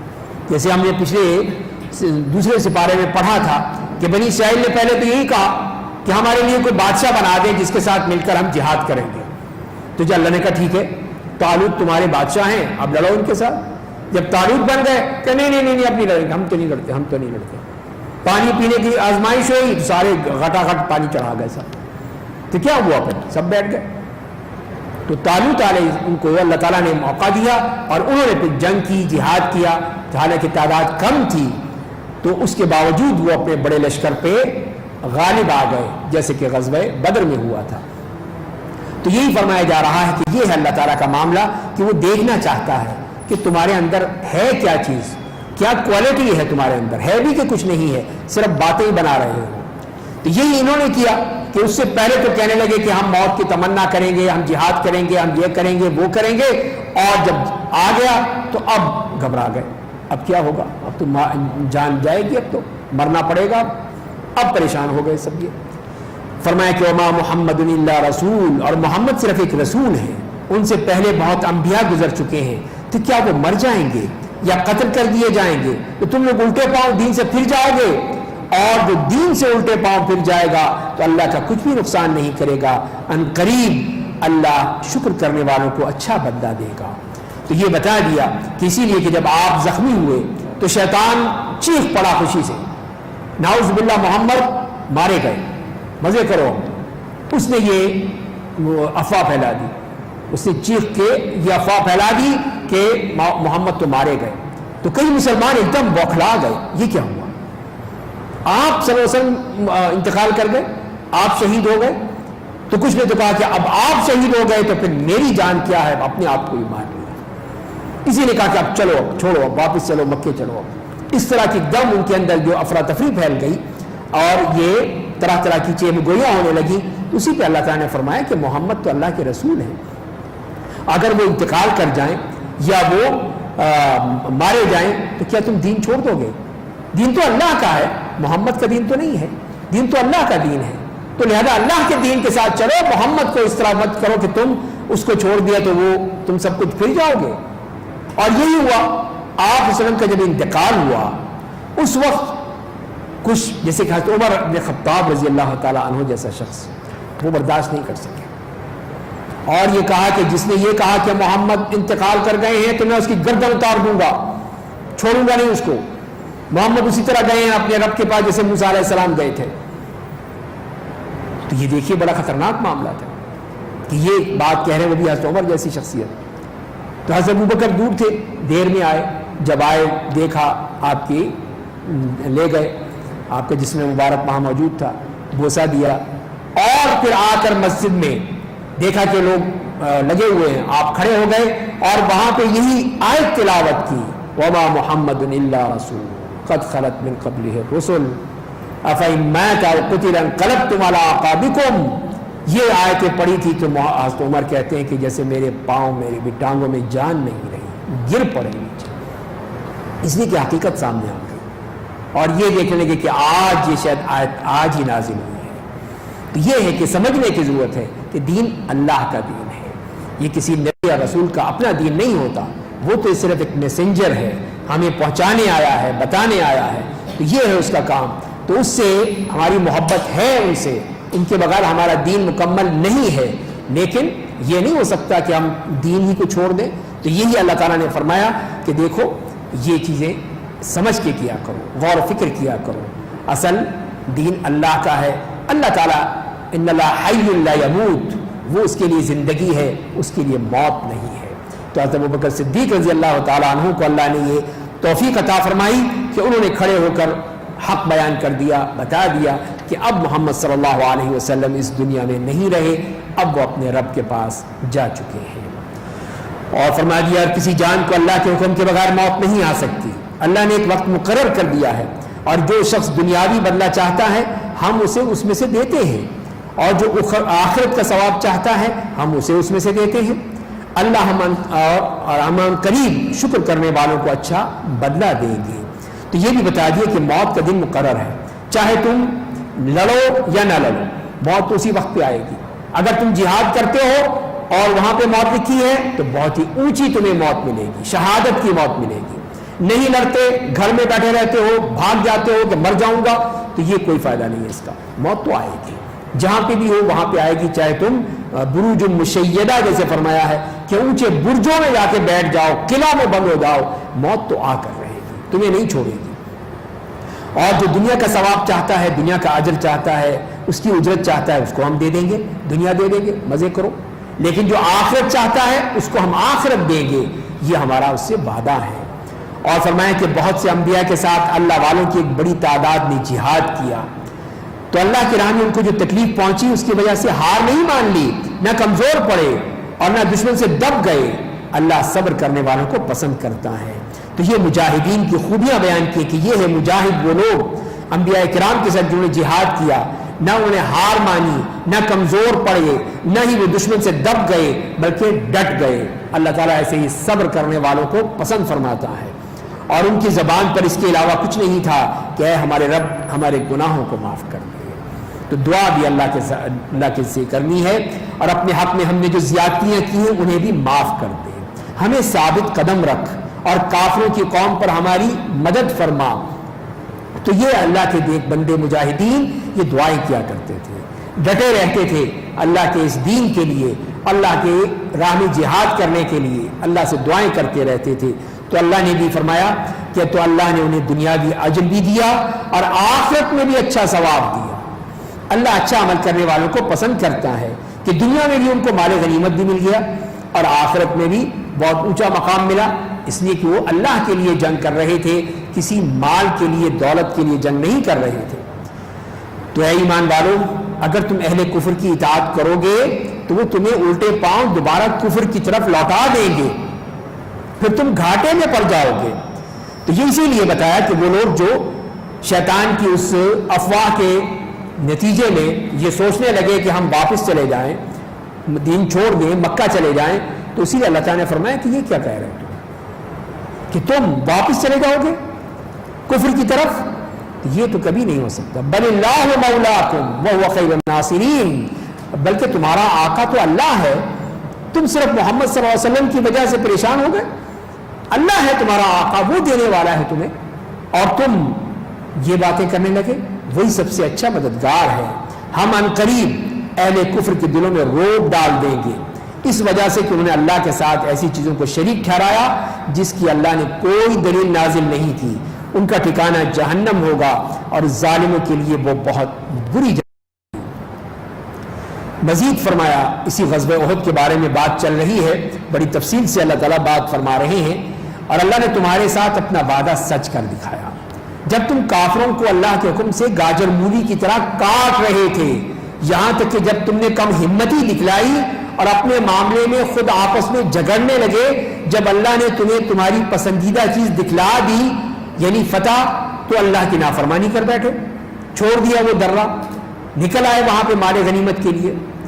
تو فرمایا کہ تم میں سے کوئی دنیا چاہتا تھا اور تم میں سے کوئی آخرت چاہتا تھا، سب جو بالکل جو حقیقت تھی اللہ نے بیان کر دی کہ ظاہر ہے کہ تم نے دنیا کی خاطر تم نے چھوڑ دیا جگہ وہ، تو یہی پہ غلطی ہو گئی تم سے۔ فرمایا پھر اللہ نے تمہیں ان کافروں سے پھیر دیا تاکہ تمہیں آزمائے، تمہیں چیک کرنا، تمہارے آزمانا تھا کہ تم اب کتنے پانی میں ہو۔ اللہ نے تمہیں معاف کر دیا، اللہ کا مومنوں پر بڑا فضل و کرم تھا۔ جب تم بھاگے چلے جا رہے تھے، کسی کو مڑ کر بھی نہیں دیکھتے تھے، اور رسول اللہ صلی اللہ علیہ وسلم تمہیں تمہارے پیچھے سے بلا رہے تھے، آوازیں دے رہے تھے، تو اللہ نے تمہیں غم پر غم پہنچایا تاکہ تم سے جو کھو گیا اور تمہیں جو مصیبت لاحق ہو گئی تو اس پر غم مت کرو۔ اللہ تمہارے اعمال کی خوب خبر رکھتا ہے، خوب جانتا ہے۔ تو یہی سے جو بھگدڑ مچ گئی، جیسے ہی خالد بن ولید نے پیچھے سے حملہ کیا اور تین انداز وہاں سے ان کو مار ڈالا، جو بیچارے بچے کچے رہ گئے تھے ان سب کو شہید کر دیا، تو اب مسلمان بیچارے پریشان ہو گئے۔ اب آپ ان کو پکار رہے ہیں، بلا رہے ہیں، اے اللہ کے بندو آؤ، میں زندہ ہوں، میں اللہ کا رسول ہوں، میری طرف آؤ، پکار رہے تھے، لیکن ماننے کو تیار نہیں تھے، سب بھاگنے کی طرف لگے ہوئے تھے۔ تو وہی چیز اللہ تعالیٰ نے بتائی کہ یہ ہے کہ اللہ تعالیٰ نے پھر تمہیں دوہرا صدمہ پہنچایا، ایک تو شکست ہوئی اور ایک پھر تمہیں مار بھی پڑ گئی۔ تو یہ تمام اسی لیے کہ تم نے اللہ کے رسول صلی اللہ علیہ وسلم کی نافرمانی کی تھی۔ پھر اللہ نے غم کے بعد تمہارے پر سکون نازل کر دیا، جو اللہ کے بندے ڈٹ گئے ان کے اندر سکون و اطمینان پیدا کر دیا۔ جو ایک نیند تھی جو تم میں سے ایک جماعت پر غالب آ رہی تھی اور ایک دوسری جماعت تھی جس کو صرف اپنی فکر لگی ہوئی تھی، ہائے اب کیا ہوگا، اب کہاں جائیں گے ہم، جو اللہ کے بارے میں ناحق دور جاہلیت کی بدگمانی مبتلا تھی، کہتے تھے کیا ہمیں بھی کسی بات کا اختیار ہے کہ ہماری بھی بات سنیں گے یا نہیں سنیں گے؟ آپ کہہ دیجئے کہ تمام امور اللہ کے اختیار میں ہیں۔ یہ اپنے دلوں میں ایسی باتیں چھپائے رہتے ہیں جنہیں آپ کے سامنے ظاہر نہیں کرتے۔ کہتے ہیں کہ اگر ہماری کوئی بات مانی جاتی تو ہم یہاں پر قتل نہ کیے جاتے۔ یہ ہے وہ نظریہ کہ صرف مادہ پرستی، کہ اگر ہم یہاں پہ ہماری بات مان لیتے، بیٹھے رہتے مدینے میں، اس لیے کہ منافقین اور مسلمان سب تھے، تو آپ نے مشورہ کیا اب کیا کریں، ہم کافر حملہ کرنے آ رہے ہیں۔ تو بعض لوگوں نے کہا کہ ہم مدینے میں رہ کر لڑیں گے، کہ جو عورتیں ہیں وہ گھروں میں یا چھتوں پر پتھر ماریں گی، ان کو ویسے ان پر حملہ کریں گے، مرد جو ہیں وہ گلیوں میں لڑیں گے۔ تو جو لوگ بدر میں شریک نہیں ہوئے تھے انہوں نے کہا کہ نہیں، یہ ٹھیک نہیں ہے، ہم باہر نکل کے لڑیں گے۔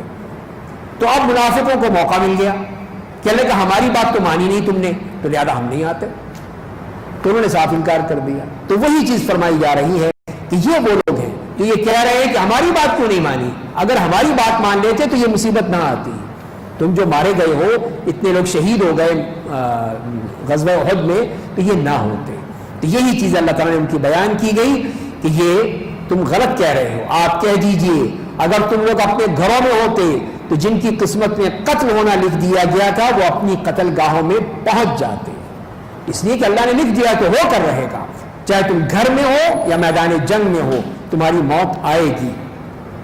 اور تاکہ اللہ تمہارے سینوں کے اندر چھپی باتوں کو آزمائے، تمہارے دلوں کے اندر پوشیدہ رازوں کو نکھار دے، اللہ سینوں کے بھیدوں کو خوب جانتا ہے۔ بے شک تم میں سے جن لوگوں نے پیٹھ دکھلائی، جس دن دونوں فوجیں ایک دوسرے کے سامنے آ گئی تھیں تو شیطان نے ان کے بعض برے کرتوتوں کی وجہ سے ان کے پاؤں اکھاڑ دیے، اللہ نے یقیناً انہیں معاف کر دیا، بے شک اللہ بڑا مغفرت کرنے والا بردبار ہے۔ تو یہ ان لوگوں کے بارے میں منافقین جو بھاگ گئے تھے، سب کے سب بھاگ گئے مدینے، کوئی لڑنے کے لیے نہیں آیا ہے۔ تو فرمایا کہ سب یہ شیطان کے کرتوت تھے جنہوں نے ان کو سب کو وہاں سے بھگا دیا۔ تو اے ایمان والو ان کی طرح مت ہو جاؤ جنہوں نے کفر کیا، اور اپنے بھائیوں کے بارے میں جب وہ سفر یا جہاد کے لیے نکلے اور موت آ گئی، کہا کہ اگر وہ ہمارے پاس ہوتے تو نہ مرتے اور نہ قتل کیے جاتے، تاکہ اللہ اس خیال کو ان کے دلوں کی حسرت بنا دے، اللہ زندہ کرتا ہے اور مارتا ہے اور اللہ تمہارے اعمال کو دیکھ رہا ہے۔ تو یہ ان کو بتا دیا ان منافقین کو کہ تم لوگ جو یہ سمجھتے تھے کہ اگر وہ تمہاری بات مان لیتے تو بچ جاتے، نہیں، یہ نہیں ہو سکتا ہے، جس کو اللہ تعالیٰ نے لکھا ہے اس کو مرنا ہے وہاں پر۔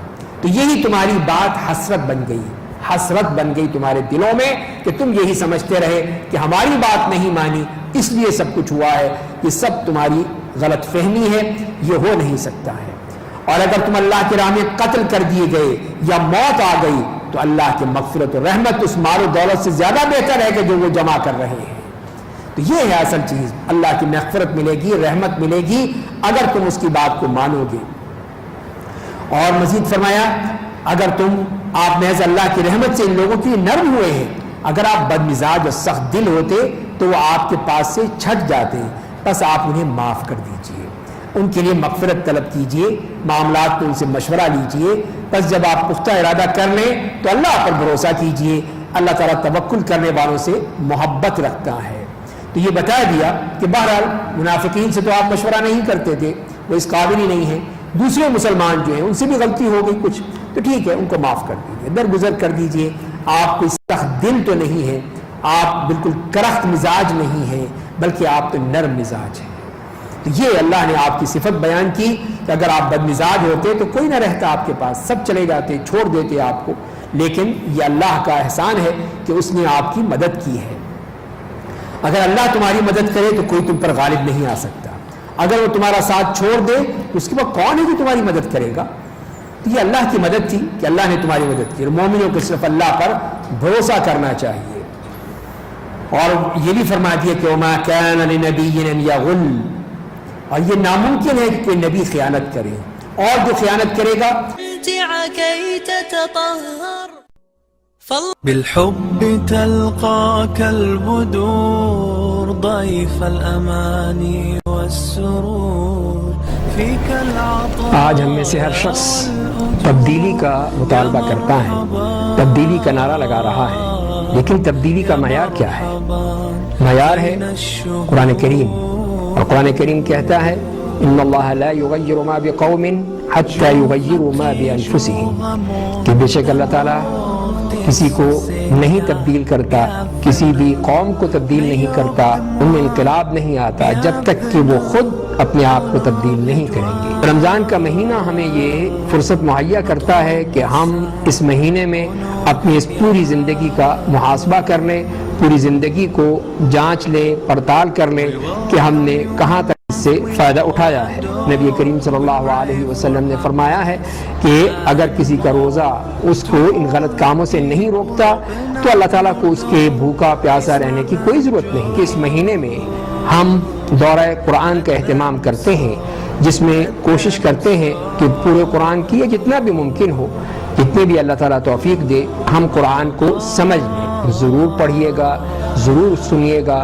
یقیناً آپ کو اس کا بہترین فائدہ بھی ہوگا، بہترین اجر بھی ملے گا، آپ راحت بھی محسوس کریں گے، اطمینان بھی محسوس کریں گے اور ایمان میں بھی اضافہ ہوگا.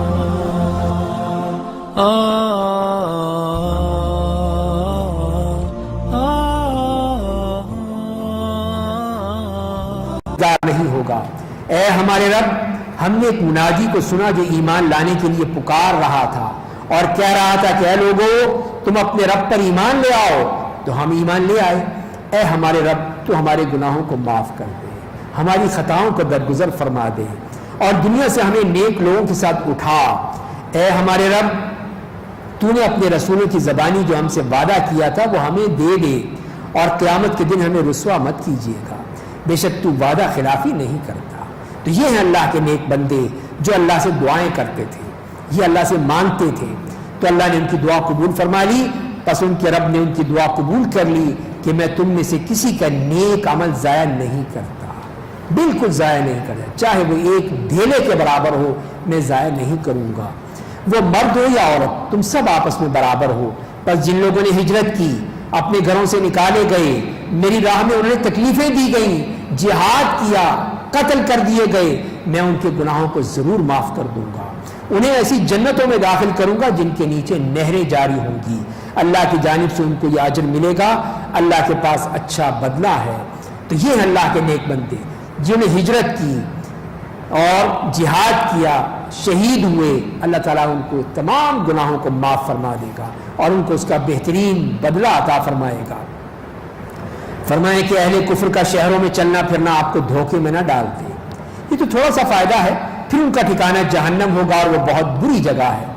یہ بتا دیا کہ یہ کافر اور مشرک مزے کر رہے ہیں، کھا رہے ہیں، پی رہے ہیں، عیاشیاں کر رہے ہیں.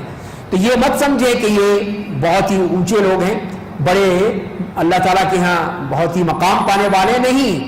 یہ تو اللہ تعالیٰ نے ان کی رسی دراز کر رکھی ہے. متاع قلیل، تھوڑا سا پیسہ مل گیا ہے، تھوڑی سی مہلت مل گئی ہے، ان کو مزے کر رہے ہیں، لیکن اللہ کے ہاں بہت برا ان کا ٹھکانہ ہوگا. بئس المہاد. لیکن الذین اتقوا ربہم، لیکن جو لوگ اپنے رب سے ڈریں گے ان کو ایسی جنتیں ملیں گی جن کے نیچے نہریں جاری ہوں گی، ان میں ہمیشہ رہیں گے. یہ اللہ کی طرف سے ان کی ضیافت ہے. صرف ضیافت ہی اتنی ہوگی تو اصل جنتیں کیا ہوں گی یہ تو اللہ ہی جانتا ہے. اور جو کچھ اللہ کے پاس ہے وہ نیک لوگوں کے لیے بہت بہتر ہے. اور بے شک اہل کتاب میں سے بعض ایسے بھی ہیں جو اللہ پر اور ان کتابوں پر جو تمہارے لیے اور ان کے لیے اتاری گئی ایمان رکھتے ہیں. ان کا حال یہ ہے کہ وہ اللہ سے ڈرتے ہیں، اللہ کی آیتوں کے بدلے میں تھوڑی قیمت قبول نہیں کرتے. ان لوگوں کا اجر ان کے رب کے پاس ثابت ہے، بے شک اللہ جلد حساب لینے والا ہے. تو اے ایمان والو، صبر سے کام لو، ایک دوسرے کو صبر کی نصیحت کرو، جہاد کے لیے تیار رہو، اللہ سے ڈرتے رہو، فلاح پاؤ گے. اس سے اللہ تعالیٰ نے آخری آیت میں یہ نصیحتیں فرما دی کہ پہلی نصیحت صبر ہے، صبر کرو، برداشت کرو، ثابت قدم رہو. دوسری نصیحت اللہ کے دین اور مسلمانوں کے دفاع کے لیے مورچہ بند رہو، تیار رہو، کوئی دشمن نہیں آنے پائے، اللہ کے دین کو نقصان نہ دینے پائے. اور تیسری یہ ہے کہ ہر حال میں اللہ سے ڈرتے رہو، تو تبھی تم فلاح پاؤ گے. اس کے بعد ہے سورہ نساء، ہے مدنی صورت ہے اور اس کی 176 آیات ہیں، 24 اس کے رکوع ہیں. اس میں جو احکام بیان کیے گئے ہیں اس میں معاشرتی احکام زیادہ دیے گئے ہیں، دوسرے احکام بھی آئے ہیں لیکن معاشرتی احکام خاص طور پہ خواتین سے جو تعلق رکھتے ہیں ان کا تفصیل سے تذکرہ فرمایا گیا ہے. بسم اللہ الرحمن الرحیم. یا ایھا الناس اتقوا ربکم الذی خلقکم من نفس واحدہ وخلق منها زوجها وبث منهما رجالا كثيرا ونساء واتقوا الله الذي تساءلون به والارحام ان اللہ كان علیکم رقیبا. اے لوگو، اپنے اس رب سے ڈرو جس نے تمہیں ایک جان سے پیدا کیا اور اسی سے اس کی بیوی کو پیدا کیا اور ان دونوں سے بہت سے مرد اور عورتوں کو دنیا میں پھیلا دیا. اور اس اللہ سے ڈرو جس کا واسطہ دے کر تم ایک دوسرے سے مانگتے ہو اور قطع رحمی سے بچو، بے شک اللہ تمہاری نگرانی کر رہا ہے. تو تو یہ بتا دیا کہ ہم سب ایک انسان کی اولاد ہیں، آدم کی اولاد ہیں، کوئی اختلاف نہیں، سب برابر ہیں. اور اسی آدم سے ہی اللہ نے ان کی بیوی حضرت حوا کو پیدا کیا، اور پھر ان دونوں سے یہ پوری کائنات کی انسانیت کو پھیلا دیا. یہ مرد اور عورت پھیلتے چلے گئے. تو اسی اللہ سے ڈرو، اللہ کا خوف کرو جس نے یہ سب کچھ پیدا کیا ہے، اور تم اسی کا واسطہ دے کر لوگوں سے مانگتے ہو کہ اللہ کے واسطے مجھے کچھ دے دو، اس تم واسطہ مانگتے ہو. اور قطع رحمی سے بچو. تو یہی تو اللہ نے صلہ رحمی کا حکم دیا ہے کہ آپس میں جڑ کر رہو، اپنے رشتہ دار، اپنے عزیز و اقارب، آپس میں اختلاف اور آپس میں قطع رحمی مت کرو، اس لیے کہ اللہ تعالیٰ تمہیں دیکھ رہا ہے.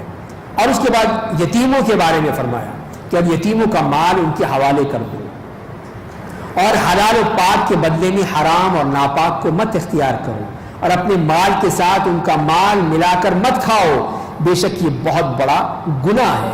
تو یہی تقویٰ کا تقاضا یہی ہے کہ ان یتیموں کا خیال رکھا جائے. یتیم بچے ہیں، ان کا کوئی والی وارث نہیں ہے، تم ان کے کفیل ہو، گارڈین ہو، تو تم ذرا صحیح طور پہ ان کے مال کا خیال رکھنا. کہیں یہ نہ ہو کہ ان کا مال لے کے اپنے مال میں ڈال کے ہڑپ کر جاؤ. تو یہ بہت سختی سے اللہ نے منع کر دیا تھا. بعد میں اس میں تھوڑی سی تخفیف کر دی گئی کہ لوگ پریشان ہو گئے تھے کہ آپ بچے کا یہ مال ہے، اس کا کھانا یہ رکھا ہوا ہے، اس نے نہیں کھایا تو سارا مال ضائع ہو گیا، سارا کھانا ضائع ہو گیا. اب کھائیں گے تو نہیں، ہم تو نہیں کھا سکتے، اسی کے یتیم کا مال ہے، یہ اللہ نے کہا تھا. تو اب یہ پریشانی ہو گئی تو اللہ نے کہا کہ نہیں، اگر تم اپنے مال ان کے ساتھ ملا لو، لیکن یہ خیال رکھتے ہوئے کہ بچے کا کتنا ہے، تمہارا کتنا ہے، اور کھائے تمہارے ساتھ کھا لے، ٹھیک ہے، اس میں ملا کر کھلاؤ اس کو بھی، لیکن ہڑپ مت کر جانا، کھا مت جانا، اس لیے کہ یہ بہت بڑا گناہ ہے. اور اگر تمہیں ڈر ہو کہ یتیم بچیوں سے شادی کے معاملے میں انصاف نہیں کر سکو گے تو دوسری پسندیدہ 2 اور 3 اور 4 عورتوں سے شادی کر لو. اگر تمہیں ڈر ہے کہ ان کے درمیان انصاف نہیں کر سکو گے تو ایک پر اکتفا کر لو، یا لونڈی سے اپنی ضرورت پوری کر لو. یہ اس اعتبار سے زیادہ مناسب ہے کہ تم بے انصافی کے مرتکب نہیں ہوگے. تو یہاں پہ یتیموں سے مراد جیسے عائشہ فرماتی ہیں کہ یتیم بچیاں ہیں، کہ یتیم بچی ہے کسی ولی کے پاس ہے، اور ولی یہ چاہتا ہے کہ یہ بچی بڑی ہو جائے گی تو میں اسی سے شادی کر لوں گا، اس لیے کہ میرے گھر میں ہے، کو دوں گا نہیں دوں گا کوئی فرق نہیں پڑتا، بس ایسے ہی نکاح کر کے اپنے گھر میں رکھ لوں گا. تو وہ اللہ تعالیٰ نے فرمایا کہ دیکھو یہ ظلم مت کرنا، یہ تمہاری اگر ہے، تمہاری ولایت میں ہے، کفالت میں ہے، تو اس کا مطلب یہ نہیں ہے کہ تم اس کے ساتھ ظلم کرو، زیادتی کرو. کرنا ہے تو ٹھیک ہے، کر لو شادیاں، 2 3 4 تک کر سکتے ہو، 4 تک تمہیں اجازت ہے، کر لو، لیکن ظلم و زیادتی مت کرو. نہ اس بچی کے ساتھ یتیم بچی ہے، اور نہ ہی ان عورتوں کے ساتھ جن سے تم شادی کرتے ہو. عدل کے ساتھ، انصاف کے ساتھ رکھو.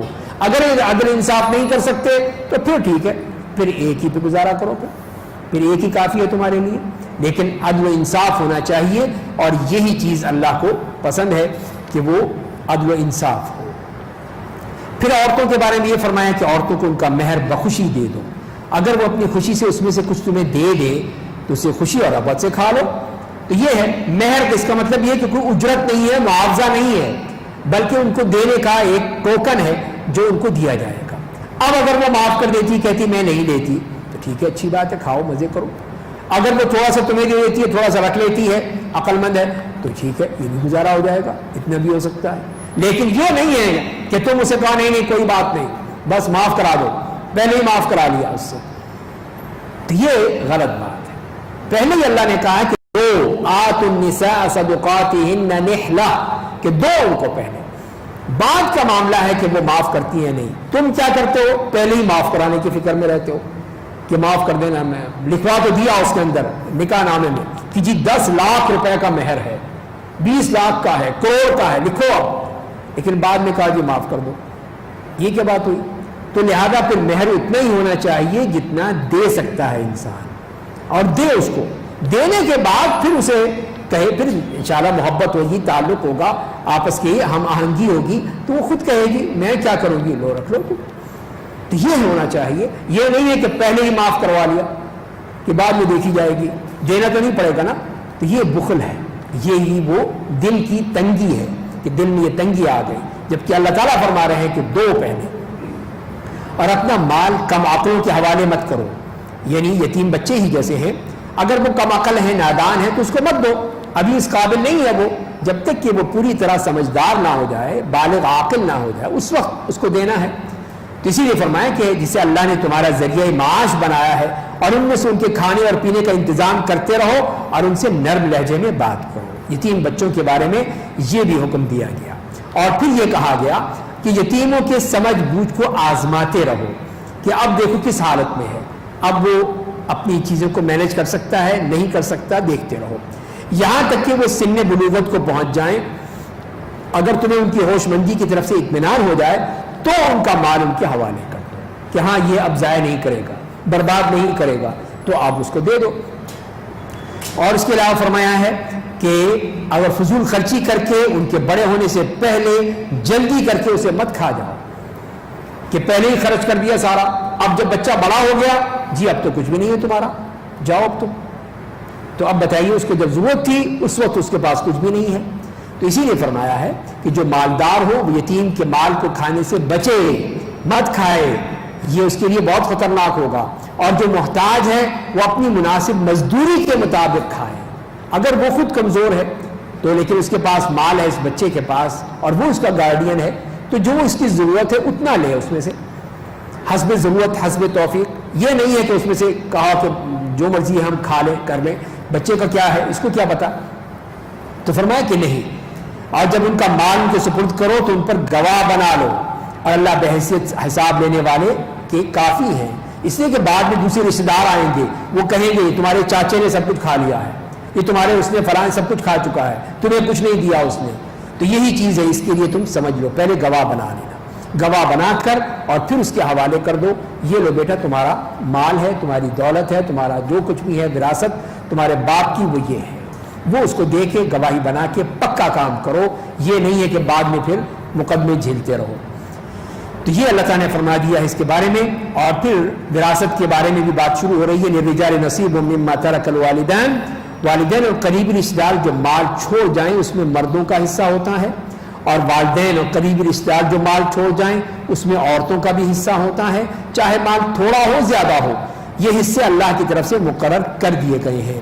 تو یہ وراثت کے احکام شروع ہو رہے ہیں یہاں پر، اور اس میں بتا دیا کہ عورتوں کا بھی حصہ ہے، جیسے کہ جاہلیت کا تصور تھا کہ عورتوں کو نہیں دیتے تھے، کہ عورتوں کی کوئی ضرورت نہیں ہے، سب مردوں کا کام ہے، کہ مرد لڑتے ہیں، اس میں قتال کرتے ہیں اور کام کرتے ہیں، محنت مزدوری کرتے ہیں، ان کا حق ہے، عورتوں کا کیا ہے، ان کو کوئی ضرورت نہیں ہے۔ اللہ نے کہا کہ نہیں، ان کو بھی دینا ہے۔ اور اگر تقسیم میراث کے وقت رشتہ دار یتیم مسکین موجود ہوں تو انہیں بھی اس میں سے کچھ دے دو، اور ان سے نرمی سے بات کرو، جھگڑنے کی یا دھکے دینے کی ضرورت نہیں ہے۔ اور لوگوں کو اللہ سے ڈرنا چاہیے، اگر اپنے بعد انہی یتیموں کی طرح اپنی کمزور اولاد چھوڑ جاتے تو ان کو ضائع ہو جانے کے انہیں کیسا خوف لاحق ہوتا، بس وہ اللہ سے ڈرے اور درست بات کہیں کہ تمہیں خود سوچنا چاہیے کہ اگر تمہارے بچے اس حالت میں پہنچ جائیں تو پھر تم کیا کرو گے، تمہارے ساتھ پھر کیا ہوگا، کیا تم اپنے بچے کے بارے میں سوچ سکتے ہو اس طرح کی بات؟ تو یہ دوسرے کا بچہ ہے، کیوں تم پھر اس کے ساتھ ظلم کر رہے ہو؟ تو جو لوگ یتیموں کا مال ناحق کھا جاتے ہیں وہ اپنے پیٹ میں آگ بھرتے ہیں، ان قریب بھڑکتی ہوئی آگ کا مزہ چکھیں گے۔ تو یہ ان کے لیے صاف کہہ دیا کہ یتیم کا مال کھانا اپنے پیٹ میں آگ بھرنا ہے، تو لہذا پھر بچ کے رہنا، کبھی کسی یتیم کا مال مت کھانا۔ اب یہ وراثت کے احکام بتا دیے کہ اللہ تمہاری اولاد کے بارے میں حکم دیتا ہے کہ لڑکے کا حصہ 2 لڑکیوں کے برابر ہے، اگر لڑکیاں 2 سے زیادہ ہوں تو انہیں ترکے کا 2/3 ملے گا، اور اگر لڑکی 1 ہوگی تو اسے آدھا ملے گا، اور اگر اس کا کوئی لڑکا ہے اس کا باپ ماں میں سے ہر ایک کو ترکے کا 6واں حصہ ملے گا، اور اگر اس کا کوئی لڑکا نہیں ہے، بیٹا نہیں ہے، اس کے وارث اس کے ماں باپ ہیں تو اس کی ماں کو 1/3 حصہ ملے گا، اور اگر میت کے کئی بھائی ہیں تو اس کی ماں کو 6واں حصہ ملے گا۔ وراثت کی یہ تقسیم میت کی وصیت کی تنفیذ یا اگر اس پر قرض ہے تو اس کی ادائیگی کے بعد ہوگی۔ اللہ الخالق ابدعہ کی تستمتع۔ We at IAQN invite you. We at IAQN invite you. We at IAQN invite you. We at IAQN invite you. We at IAQN invite you. We at IAQ invite you. We at IIQ invite you to join Ramzan Spiritual Gala 2017. to join Ramzan Spiritual Gala 2017. By Ramzan Spiritual Gala 2017. To join Ramzan Spiritual Gala 2017. to join Ramadan Spiritual فالله Khaliq To join Ramzan Spiritual Gala 2017. Join Ramzan Spiritual Gala 2017. To join Ramzan Spiritual Gala. It's Virtues Mania. It's Virtues Mania. Virtues Mania. It's Virtues Mania. It's Virtues Mania. It's Virtues Mania. It's Virtues Mania. And what's the cost? And what's the cost? What's the cost? And what's the cost? And what's the cost? And what's the cost? And what's the cost? What's the cost? It's free. It's free. And it's free. And it's free. It's free. It's free. Uncle ji free hai. It's free. النظر لكي يرضى رب الأكوان بما دبر رب تو یہ وراثت کے احکام بتا دیے اور یہ کہہ دیا کہ اس سے پہلے میت کی وصیت کو پورا کیا جائے گا، اور اگر اس کے ذمے کوئی قرضہ ہے تو وہ ادا کیا جائے گا، اس نے حج نہیں کیا تھا، اس پر حج فرض تھا، اس کی طرف سے حج کا انتظام کیا جائے گا، یہ تمام اس کے ذمے قرضے ہیں، وہ سارے قرضے پورے کرنے کے بعد پھر جو باقی بچے گا وہ پھر ورثاء میں تقسیم ہوگا، جیسے کہ اللہ تعالیٰ نے بتا دیا ہے۔ فرمایا کہ تم نہیں جانتے کہ تمہارے باپ دادا اور تمہارے لڑکوں میں سے کون تمہارے لیے زیادہ نفع بخش ہیں، اس لیے کہ اللہ کے مقرر کیے حصوں کو نافذ کرو، بے شک اللہ بڑا علم والا اور عظیم حکمتوں والا ہے۔ مزید فرمایا اسی بارے میں وَلَكُمْ نِصْفُ مَا تَرَكَ أَزْوَاجُكُمْ، اور تمہاری بیویوں کے ترکے کا تمہیں آدھا حصہ ملے گا، اگر ان کا کوئی لڑکا نہیں ہوگا یعنی اولاد نہیں ہے تو آدھا حصہ ہے شوہر کا، اگر ان کا کوئی بیٹا ہوگا تو تمہیں ان کے ترکے کا چوتھا حصہ ملے گا، بیوی کا انتقال ہو گیا تو اس صورت میں شوہر کے لیے آدھا حصہ ہے، اگر اولاد نہیں ہے، اولاد ہے تو 1/4 حصہ اس کا ہوگا۔ وراثت کی یہ تقسیم ان کی وصیتوں کی تنفیذ یا اگر ان پر قرض ہے تو اس کی ادائیگی کے بعد ہوگا، اور تمہارا ترکہ کا بیویوں کو چوتھا حصہ ملے گا، شوہر انتقال کر جاتا ہے اور اولاد نہیں ہے تو بیوی کا 1/4 حصہ ہے، اور اگر اولاد ہے تو بیوی کا پھر 1/8 حصہ ہے۔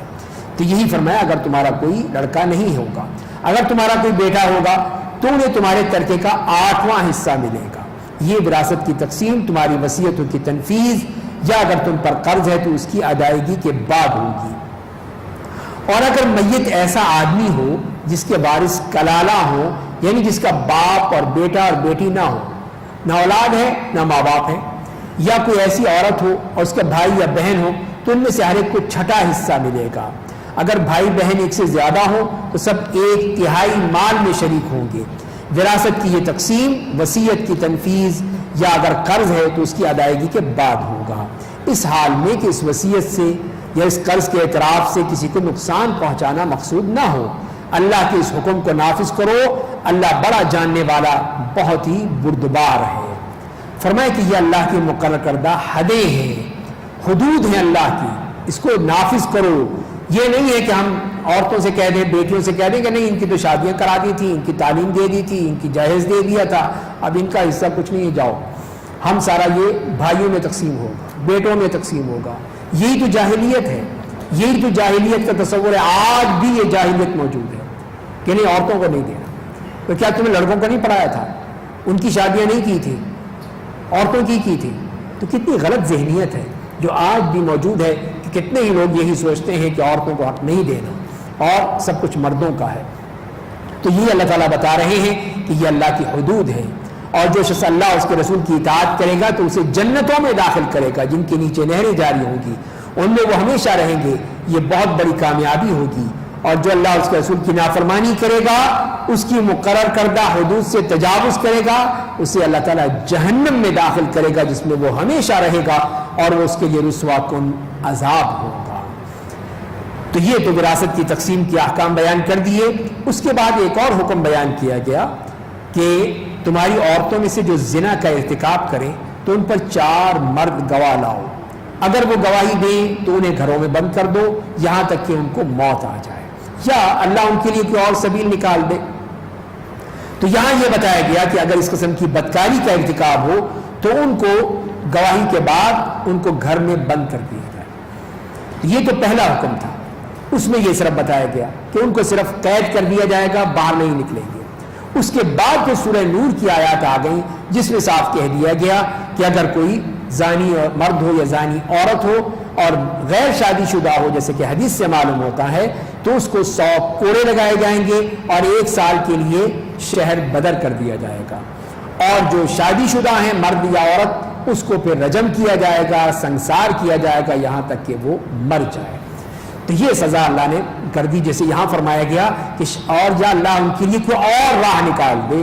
تو یہ راہ نکال دی گئی کہ اس قسم کے جو زانی ہیں ان کے یہ ان کا حکم ہے جو قرآن نے بتایا اور جو نبی کریم صلی اللہ علیہ وسلم نے بتایا دیا. اور تم میں سے 2 افراد ایسا کریں جو انہیں ایذا دو, پس اگر وہ دونوں توبہ کر لیں تو اور اصلاح کر لیں تو ان سے اعراض کر لو, بے شک اللہ توبہ قبول کرنے والا رحم کرنے والا ہے.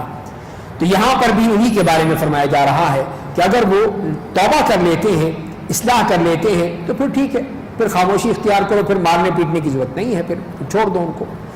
اور توبہ کس کے لیے ہے یہ بھی بتا دیا. اللہ کے نزدیک صرف ان لوگوں کی توبہ قبول ہوتی ہے جو نادانی میں گناہ کر بیٹھتے ہیں, جان بوجھ کے نہیں, نادانی میں کر بیٹھے پھر جلدی توبہ کر لیتے ہیں تو اللہ ان کی توبہ قبول کرتا ہے. اللہ بڑا علم والا, بڑی حکمتوں والا ہے. ان لوگوں کی توبہ قبول نہیں ہوتی جو برے کام کرتے رہتے ہیں, یہاں تک کہ جب ان میں سے کسی کی موت سامنے ہوتی ہے تو کہتا ہے کہ اب میں نے توبہ کر لی. اور نہ ان لوگوں کی توبہ قبول ہوتی ہے جو حالت کفر میں مر جاتے ہیں, انہی لوگوں کے لیے ہم نے دردناک عذاب تیار کر رکھا ہے. تو معلوم یہ ہوا کہ توبہ پھر اسی وقت قبول ہے کہ جب کوئی نادانی میں بے وقوفی میں گناہ کر ڈالا تو اس نے پھر فوراً ندامت ہو گئی. یہی ہے پہلی شرط, یہی ہے کہ وہ نادم ہو, ندامت کا اظہار کرے.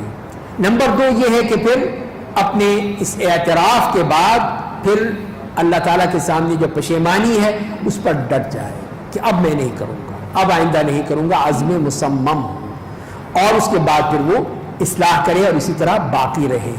اور یہ بھی شرط ہے کہ وہ اس کی موت سے پہلے ہو جائے اور یا قیامت کے آنے سے پہلے توبہ ہو جائے. یہ 2 ڈیڈ لائنز ہیں. ایک تو ہر انسان کی ہے کہ اس کی موت سے پہلے توبہ ہو, موت کے وقت کہ جب موت سامنے کھڑی ہے تو یہ توبہ نہیں ہے. یہ اگر ہے تو فرعونی توبہ ہے. جسے فرعون ڈوب رہا تھا, جب وہ ڈوبنے لگا اس وقت کہنے لگا کہ میں توبہ کرتا ہوں, میں ایمان لایا بنی اسرائیل کے رب پہ, میں بھی ایمان لے آیا. تو اللہ نے کہا کہ نہیں, اب نہیں ملے گی, اب یہ توبہ قبول نہیں ہوگی, نہ ایمان قبول ہوگا. اب جب مر رہے ہو اور جب موت سامنے کھڑی ہے اب توبہ کر رہے ہو, تو وہی چیز یہاں فرمائی گئی کہ قال انی تبت الآن, کہ اب میں توبہ کرتا ہوں. کہ اب موت سامنے کھڑی ہے, مر رہا ہوں تو توبہ کر رہا ہوں؟ نہیں, توبہ اسی وقت ہوگی جب آدمی صحت مند ہو, اچھی حالت میں ہو, بیماری نہ ہو, تکلیف نہ ہو, اس وقت توبہ کرتا ہے تو وہ اللہ تعالیٰ توبہ قبول فرماتے ہیں. اور اسی طرح وہ لوگ جو اسی حالت میں کفر کی حالت میں ہی مر جاتے ہیں ان کے لیے پھر توبہ نہیں ہے, بلکہ ان کو اللہ تعالیٰ نے سخت عذاب کی وعید سنائی ہے. تو ایمان والو, تمہارے لیے حلال نہیں ہے کہ تم عورتوں کے زبردستی وارث بن جاؤ, انہیں اس لیے نہ روکے رکھو تاکہ تمہیں انہیں جو دیا ہے اس سے تمہیں کچھ واپس مل جائے, الا یہ کہ وہ کھلی برائی کا ارتکاب کریں, ان کے ساتھ معاشرت اور بود و باش میں اچھا برتاؤ کرو. اگر وہ تمہیں ناپسند ہو تو ہو سکتا ہے تمہیں ایک چیز ناپسند ہو, اللہ نے تمہارے لیے بہت سی اس میں بھلائیاں رکھی ہوں. تو یہ اسی بات کی طرف اشارہ ہے. اور شوہر سے کہا جا رہا ہے, ایک تو یہ ہے کہ عورتوں کو زبردستی محروم کرنا یا ان کے وارث بن جانا یہ جائز نہیں ہے, اور پھر جو ان کے پاس ہے وہ ان سے چھین لینا یہ بھی جائز نہیں ہے, اور دوسرے ان کے ساتھ اچھا سلوک کرو. اگر کوئی چیز بری بھی ہے اس کا مطلب تو نہیں ہے کہ وہ پوری شیطان بن گئی, اس میں اچھی باتیں بھی تو ہوں گی. ایک بری بات ہے تو پتہ نہیں کتنی اچھی باتیں ہوں گی, تو برداشت کرو اسے, لیکن یہ مت سمجھو کہ وہ سراپا برائی بن گئی, ایسا نہیں ہے. اور اگر تم ایک بیوی کے بدلے دوسری بیوی کرنا چاہو اور ان میں سے ایک کو مال کثیر دیا تھا تو اس میں سے کچھ واپس مت لو. یہ انتہائی خسیس حرکت ہے کہ آدمی نے جو کچھ دیا تھا وہ اس سے چھین رہا ہے کہ لاؤ واپس دے دو. پہلے تو تم نے دیا تھا, مہر دیا تھا, اب اس سے چھین رہے ہو, یہ نہیں ہو سکتی, اس کا حق ہے. کیا تم وہ مال اس پر بہتان باندھ کر اور سلی گراہ کر کے لینا چاہتے ہو؟ اور وہ مال تم کیسے لوگے حالانکہ تم دونوں آپس میں تنہائی میں مل چکے ہو؟ انہوں نے تم سے بہت ہی سخت عہد و پیمان لے رکھا ہے، تو یعنی یہ کیسے ہو سکتا ہے کہ تم نے اس کی زندگی میں شادی کے بعد اس سے فائدہ اٹھایا، اس کے ساتھ رہے، اور اب جب اس کو طلاق دے دی تو اب کہتے ہو کہ لاؤ پیسے، لاؤ نکالو پیسے، یہ واپس دو مجھے؟ تو یہ تمہاری زیادتی ہے۔ اور فرمایا کہ ان عورتوں کے بارے میں جو کہ اس کے لیے محرم ہے، حرام ہے، اور جو عورتیں تمہارے باپ کی منکوحہ تھی ان سے نکاح مت کرو، جو ستیلی ماں سے، جیسے جاہلیت میں تھا کہ باپ مر گیا تو باپ کی جو جتنی بیویاں ہیں وہ بیٹے کی بھی بیویاں بن جاتی تھی، تو وہ اللہ نے کہا کہ نہیں، ایسا مت کرنا، یہ بہت بری بات ہے۔ اللہ یہ کہ جو گزر چکا، یہ بدکاری ہے، غضب کا موجب اور بدترین شیوا ہے۔ تم پر حرام کر دی گئی تمہاری مائیں، تمہاری بیٹیاں، تمہاری بہنیں، تمہاری پھوپھیاں، تمہاری خالائیں، اور تمہارے بھائی کی بیٹیاں یعنی بھتیجیاں، بہن کی بیٹیاں بھانجیاں، اور تمہاری مائیں جنہوں نے تمہیں دودھ پلایا ہے، تمہاری رضائی بہنیں، تمہاری بیویوں کی مائیں، تمہاری گود میں پروردہ تمہاری ان بیویوں کی لڑکیاں بیٹیاں جن سے تم نے تعلق قائم کیا ہے، اگر تم نے ان کے ساتھ تعلق قائم نہ کیا ہو تو بھی ان لڑکیوں کے ساتھ نکاح کرنے میں تمہارے لیے کوئی حرج نہیں ہے۔ تمہارے اپنے بیٹوں کی بیویاں اور 2 بہنیں کو جمع کرنا، یہ سب حرام قرار دے دیا گیا، الا یہ کہ عہد جاہلیت میں جو گزر چکا وہ ہو چکا، بے شک اللہ مغفرت کرنے والا، بے حد رحم کرنے والا ہے۔ تو اس طرح اللہ تعالیٰ نے اس آیت میں 3 حوالوں سے جو رشتے بنتے ہیں، ایک تو نسب کے لحاظ سے، ایک رضاعت کے لحاظ سے، اور ایک سسرال کے لحاظ سے، 3 رشتے ہیں، اس کے لحاظ سے جو بھی حرام ہوتی ہیں خواتین ہمیشہ ہمیشہ کے لیے، ان کا تذکرہ فرما دیا گیا ہے۔ تو پہلے تو وہ ماں ہیں، بیٹیاں ہیں، بہنیں ہیں، پھوپھیاں ہیں، خالائیں ہیں، بھتیجیاں ہیں، بھانجیاں ہیں، تو یہ وہ ہیں جو کہ نسب کے لحاظ سے، نسبت کے لحاظ سے۔ پھر رضائی محرمات ہیں، جیسے کہ رضائی ماں ہے، اس کی ماں ہے، نانی ہے، بہنیں ہیں، خالائیں ہیں، رضائی باپ کی بیٹیاں ہیں، باپ کی بہنیں ہیں، باپ کی مائیں ہیں، یہ سب حرام ہو جائیں گی۔ پھر سسرالی محرمات میں بیویوں کی مائیں ہیں، یعنی ساس ہے، بیویوں کے پہلے شوہر کی بیٹیاں ہیں، وہ بھی اس کی ربائب ہیں، ان کے ساتھ بھی وہ شادی نہیں کر سکتا، اگر اس سے بیوی سے تعلق قائم ہو چکا ہے تو وہ نہیں کر سکتا، الا یہ کہ وہ رخصتی سے پہلے ہی اس کو طلاق دے دی تو وہ اس کی بیٹی سے شادی کر سکتا ہے۔ اور اسی طرح جو بہو ہے، بیٹوں کی بیویاں ہیں، ان سے شادی نہیں ہو سکتی، وہ بھی حرام ہے سسر کے لیے ہمیشہ کے لیے۔ 2 بہنوں کو بذریعہ نکاح اکٹھا نہیں کیا جا سکتا، اور اسی طرح جو پھپھی بھتیجی ہے، خالہ بھانجی ہے، اس کو ایک نکاح میں جمع نہیں کیا جا سکتا۔ تو یہ اللہ تعالیٰ نے وہ محرمات بیان کر دیے کہ یہ وہ خواتین ہیں جو کہ ہمیشہ ہمیشہ کے لیے حرام کر دی گئی تم پر، اب تم ان سے نکاح نہیں کر سکتے۔ اس کے علاوہ جو عورتیں ہیں جو غیر شادی شدہ ہوں، ان سے تم شادی کرنا چاہو تو کر سکتے ہو، جیسے کہ اگلے ہم سپارے میں پڑھیں گے، اگلی آیت میں۔